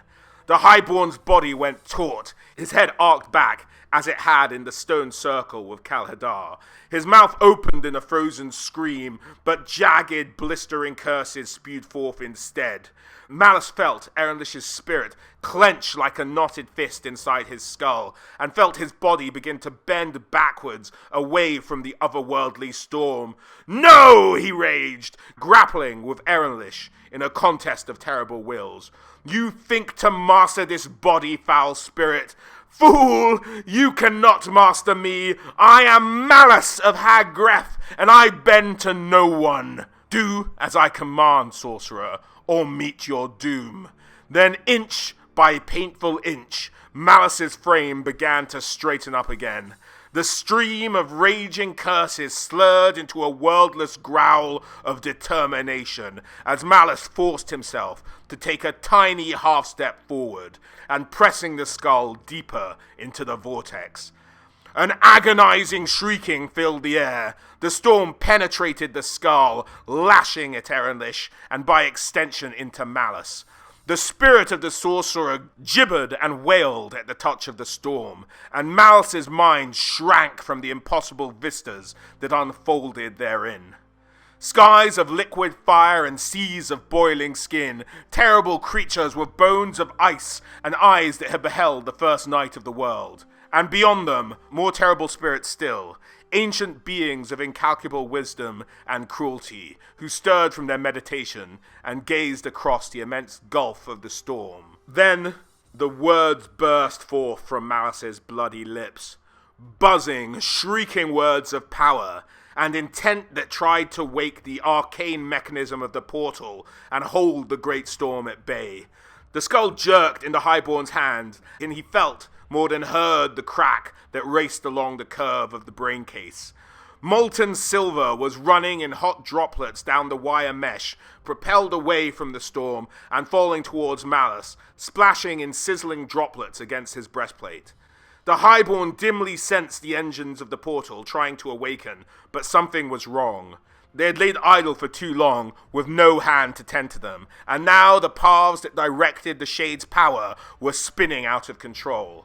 There was a groaning sound in the air, and Malus saw the irregular arch start to twist and deform like heated wax. Bloody froth burst from Malus's throat as a torrent of incantations poured into the air. He could feel the Shade's stark terror at something going wrong. It too felt the rising of the ageless ones within the vortex, and in a fleeting moment of clarity, Malus caught a glimpse of the fate that awaited the sorcerer, and even his hardened soul quailed at the thought of it. The gate wavered in the air and flew apart in molten goblets of rock that were sucked into the hungry maw of the storm. The great sorcerer's engines failed in a clap of thunder and a blaze of terrible light, and a huge clawed hand coalesced from the energies of the storm itself, closing itself about the sizzling surface of the skull. The bone turned to dust at the touch of the impossible hand, and the silver wire flared into mist. And the otherworldly storm that had seethed just beyond the gate vanished as though it had never been, taking the shade of Erenlich with it. The gate had been open. Malus fell to his knees in the place where the gate of infinity had once stood. Steam curled from the joints of his armor. It felt like an eternity before he could hear the sound of his own heartbeat again, or put intent into coherent thought into his numbed mind. When he could focus his eyes, Malus could see the white road of skulls stretched ahead of him to a huge stone edifice made of enormous slabs of the blackest basalt. It was a squared, tiered structure with no windows or carven images that hinted at the glories held within. It was a temple of power, a place built not for venerating the unseen, but to serve the ambitions of the worldly. The very sight of it lit the flames of desire in Malus's savage breast. "My lord, they're coming," Lunara said, as the rest of the warband of the beastmen appeared from around the corner. They had seen the destruction of the gate, and had paused in their charge in awe at the sight. "To the temple!" Malus cried, remounting Spite, and hauling on the reins. The gate could serve as a bottleneck if they were going to make their stand. They rode up with all haste to the temple. "Bar the gate," Malus ordered as they crossed the threshold. He checked the height of the walls. There were no parapets, but the Druki standing on a cold one's back could peer over it. "Lunara, get everyone against the wall. Hold them here." Vanir and Dalvar pushed the heavy gates into place. Thick iron bars fitted into the holes at the bottom of each of the gates. "This won't hold them for long," Vanir said, "especially if they have hammers. Hold them off as long as you can," as Malus turned to enter the temple. As Malus entered the temple, he could see a number of mysteries around him. The bodies of slaves who died seemingly where they stood at their posts littered the entire temple. And eventually Malus found the spiral staircase, which he started to climb. On the second floor, there were bodies everywhere, preserved perfectly by the heat. All of them had died violent deaths, slain by one another, or dead by their own hand. This floor was given over to 5 large sanctums and smaller quarters for the attendants who obviously ministered to the needs of Erinlish and his cabal. Huge broad columns of basalt carved in the likeness of terrible demons supported the arched ceiling, and cold braziers made of bronze and dark iron stood at regular intervals around the broad corridors. The air here trembled with power. It tasted like copper and ash in Malus's mouth. He set ripples of it in motion as he stepped across the threshold, like he was wading into an ocean of invisible energy. It lapped around him, plucked at his hair, roiling with his breath. The feel of it left him giddy with greed, but a small part of him was also troubled. So much strength here. Why couldn't these wretches bend it to their will? Malus walked further into the temple and soon discovered 2 huge golden doors. More gold than you would make in years of raiding. With this alone, he could return to the Hag, one of the wealthiest men in the city. But he felt the huge power that lay beyond them. In his way were more mummified corpses, but these corpses began to move. Their decrepit bones posed little challenge to Malus, as he dispatched them fairly quickly. As Malus approached the doors, there was a faint click as they swung open silently. The room beyond looked like nothing so much as a vast treasure chamber. Piles of gold, silver, jewels, and ornate relics lay heaped everywhere, surrounding an enormous faceted crystal set in the center of the room. Unlike the green crystals that the beastmen held sacred, this stone was lit with a shifting bluish glow, not unlike the ambience of the northern lights. The aura of power coalesced around the crystal, sending arcs of blue lightning flickering over its surface. At last, Malus thought to himself, he had reached his goal. As Malus approached the crystal, his eyes gleamed in anticipation.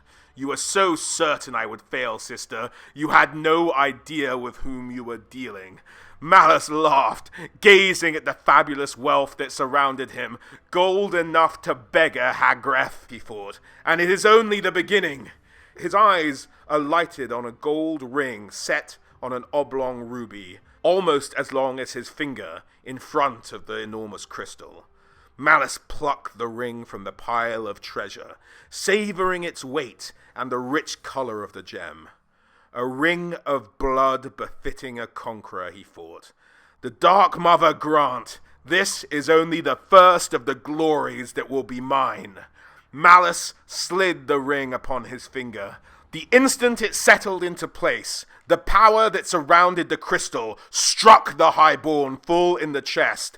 Fire and ice and black corruption seared along his bones. It was a sensation greater than pain, terror, and madness combined. The power that flooded him was coldly, cruelly aware. It was as merciless as a winter storm, as relentless as an avalanche. The highborn's will wasn't merely broken, it was swept away as though it had never been. Malus screamed in agony, and the soul-numbing terror as a terrible power hollowed out his soul in a single awful instant.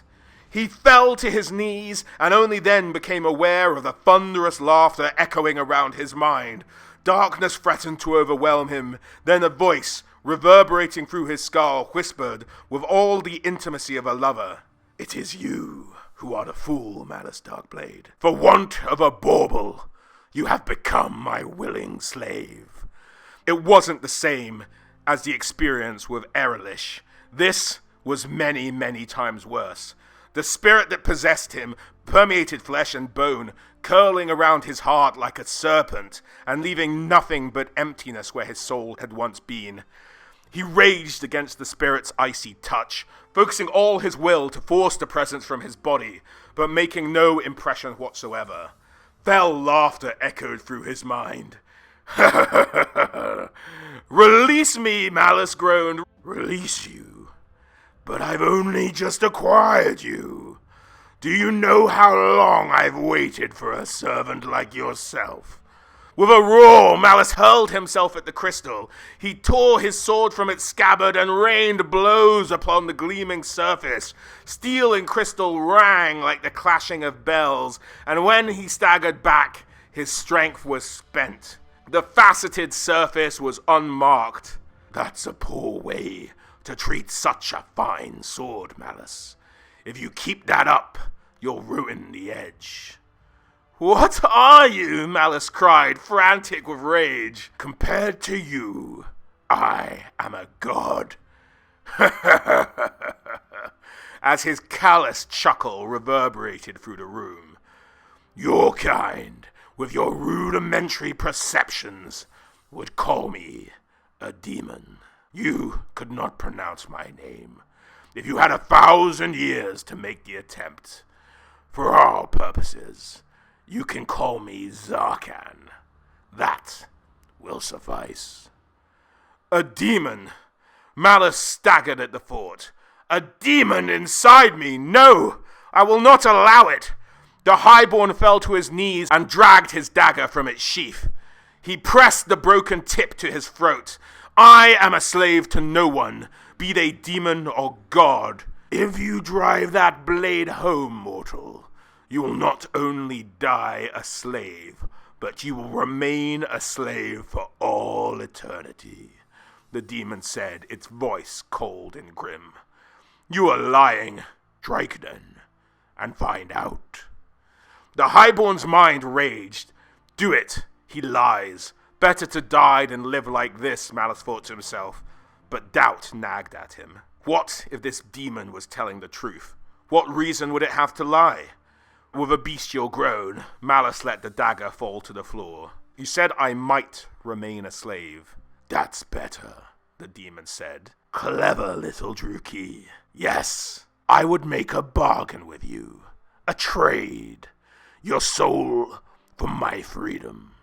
Set me free, and I will relinquish my hold upon you. What could be more fair than that?" "I'm no sorcerer, Tz'arkan. How may I free you?" "Leave the sorcery to me, little Druki. You know the story of the temple, I presume. Of that worm Ernlish, of his lick-spittle cronies. You must know. It was Ernlish's screams I heard when the great storm was dispelled. How I have longed to hear that sound, Malus. I knew that sooner or later that fool's skull would turn up, but the way you used him to open the gate, it was glorious. For that you have my gratitude." "Get on with it, demon," the highborn snarled. "Unlike you, I can die of old age or boredom. Not within these walls, little Druki. At least not for a very long, long time. But I digress. Ernlish and his cronies, vile, craven little slugs, that succeeded at great cost in trapping me in this crystal many thousands of years ago." "Trapped you? How?" "How they did is not important, Malus. It is enough to say that they did. They bound me to this place and made me their slave. I'm certain you can appreciate how horrible that was." "All the more reason for you to release me," Malus snarled. "Do not make light of my tragic circumstances, little Druki. The 5 sorcerers drew upon my vast power to serve their own pitiful schemes. But they trifled with a power far beyond their ken, and that proved to be their undoing. One by one they met with terrible fates, until at last that fool Ernlish walled himself up inside his own skull, and was lost to history for a millennia. But the wards those fools laid upon me still remained. I cursed their names for all eternity, but I will admit they did their work well when constructing this awful prison. These wards can be unraveled, though, little Druki. The sorcerers involved are beyond the pitiful skills of any mortal sorcerer living today, but I know the words and the rituals that must be performed. However, I need a token from each of the 5 lost sorcerers, 5 talismans that can be used to undo the spells they once wrought. Each are potent magical artifacts in their own right. The Octagon of Pran, the Idol of Kolkuf, the Dagger of Forzux, the Warp Sword of Cain, and the Amulet of Vorog. What do I know of talisman, demon? I am a warrior and a slaver, not some sorcerer or thin-necked scholar. These men died millennia ago. How am I going to find these things, if they even still exist? For your sake, little Druki, you had best pray that they may still be found. Already, the sands are running from the hourglass. Even as we speak, your life is slipping from your grasp. What are you talking about? I have claimed your soul, Malus. Do you not remember? I hollowed you out like a gourd, so I could fill the merest sliver of my essence into your frail little frame. That is how you are able to communicate right now, and how I am able to know your every thought. I am not one to let my servants go unattended, you see. Yet, you are killing me. Is that it? It is more fair to say that you killed yourself the moment you let your greed get the better of you, the demon said smugly. When I claimed your soul, your body began to die. In fact, you would be dead right now if it weren't for my power, but not even I can halt the inevitable. If your soul is not restored within the year, your body will perish, and your spirit will be mine forever. A year? Malus exclaimed. I have only a year to find 5 long-lost relics. You ask the impossible.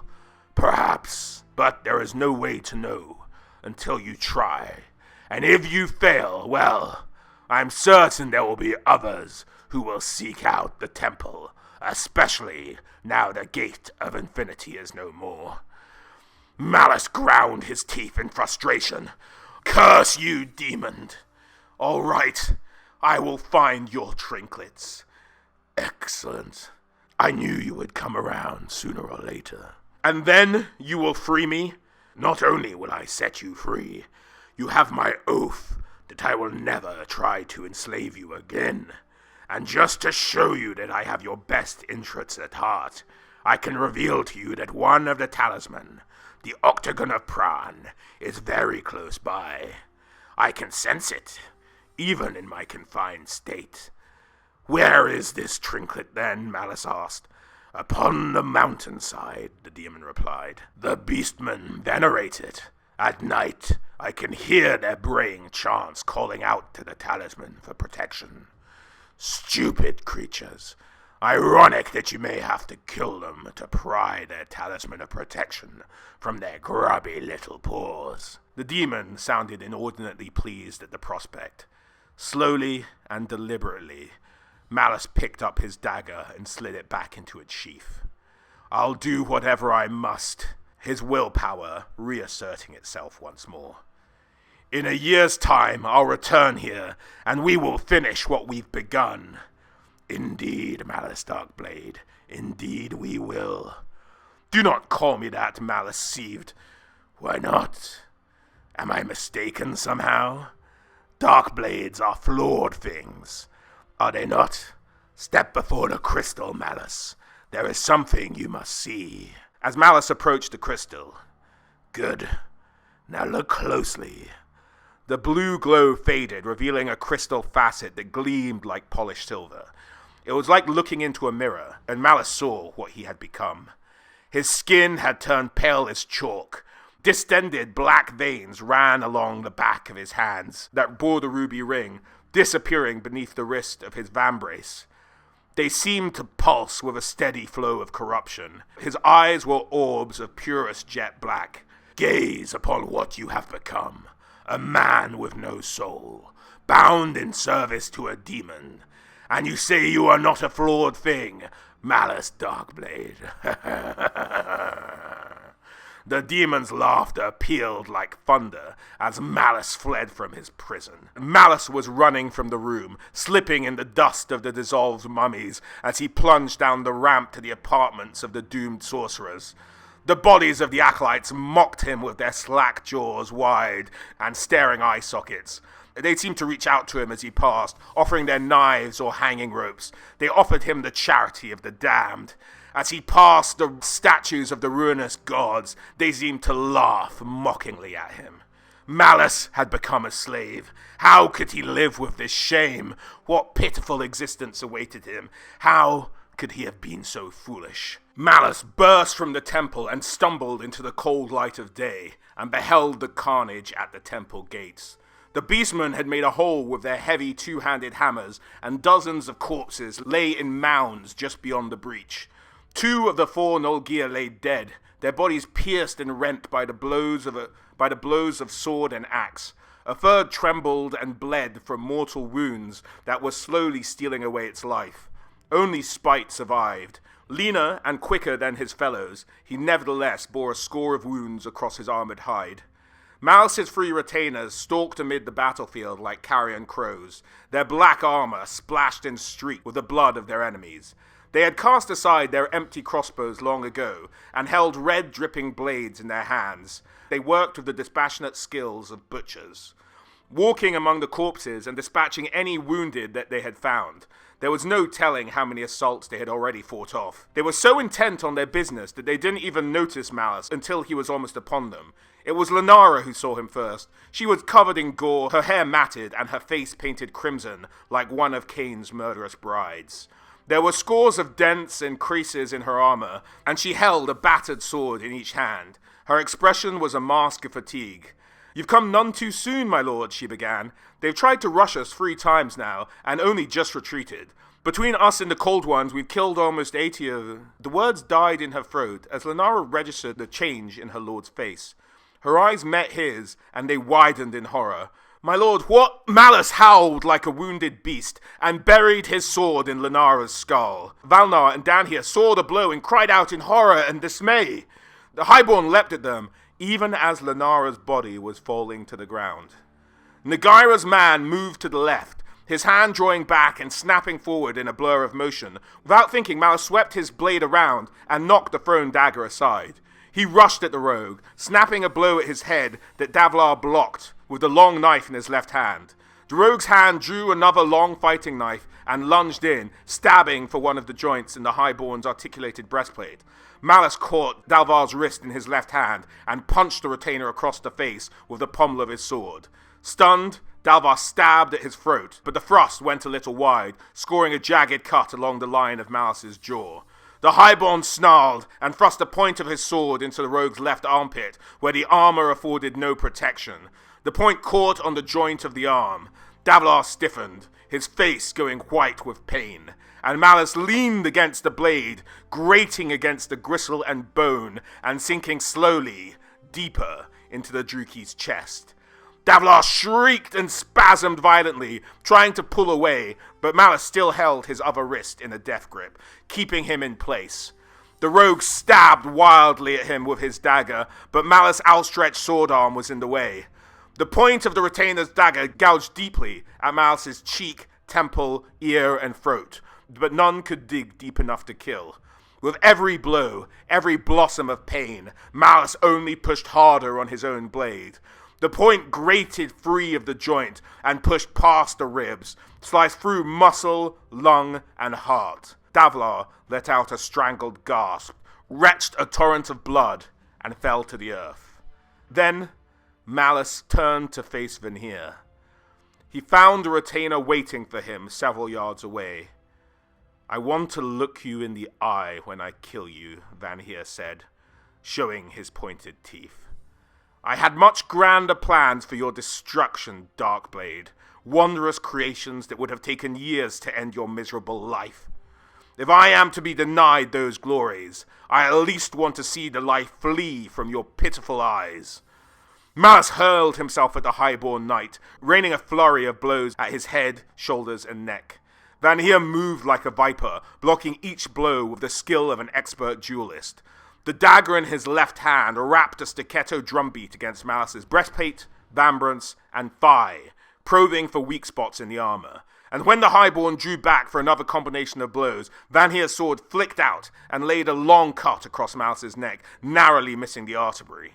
Malus was a skilled swordsman, but Van Heer was a master, an artist of the blade. Now Van Heer pressed his advantage, alternating attacks with sword and dagger. Malus blocked his first sword, but took a shallow knife wound through a gap in his right vambris.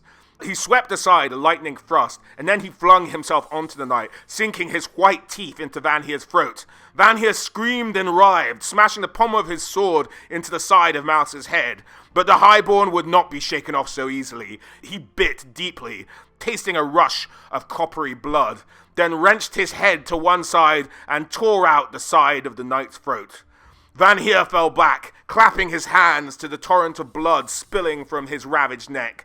But it was a futile gesture. Within moments, the light faded from Van Heer's eyes, his gaze freezing in eternal glare of unremitting hate. Malus Darkblade threw back his head and howled like a maddening wolf. It was a cry so savage and unhinged that even the herd of battle-hardened beastmen, now advancing slowly down the road for their fourth assault on the gate, paused in fear. Malus approached Spite, who growled at his approach, sensing something had changed within his master, yet couldn't understand why. "Easy there, terrible one," Malus said, calmly watching Spite's eyes carefully. If the pupils widened suddenly and his inner eyelids closed, Malus would be fighting for his life a heartbeat later. "It is just me, Malus. We've done what we came here to do. There's blood on the wind, and it's time to ride." For a heart-stopping moment, it looked as though Spite had forsaken him. The Noglier growled again, his pupils widened, but then there was a ragged shout as the beastmen came into view, distracting Spite for a brief moment. Malus took advantage and leapt into the saddle. Spite grumbled and tossed his head, but Malus dug in his spurs, and the Cold One leapt forward obediently. Malus turned back to look upon the body of Lenara, his most trusted and able lieutenant. The vision of her face still hung before his mind's eye, tormenting him, as he rode forth to meet the beastmen and find these cursed talismen to free him of this cursed demon.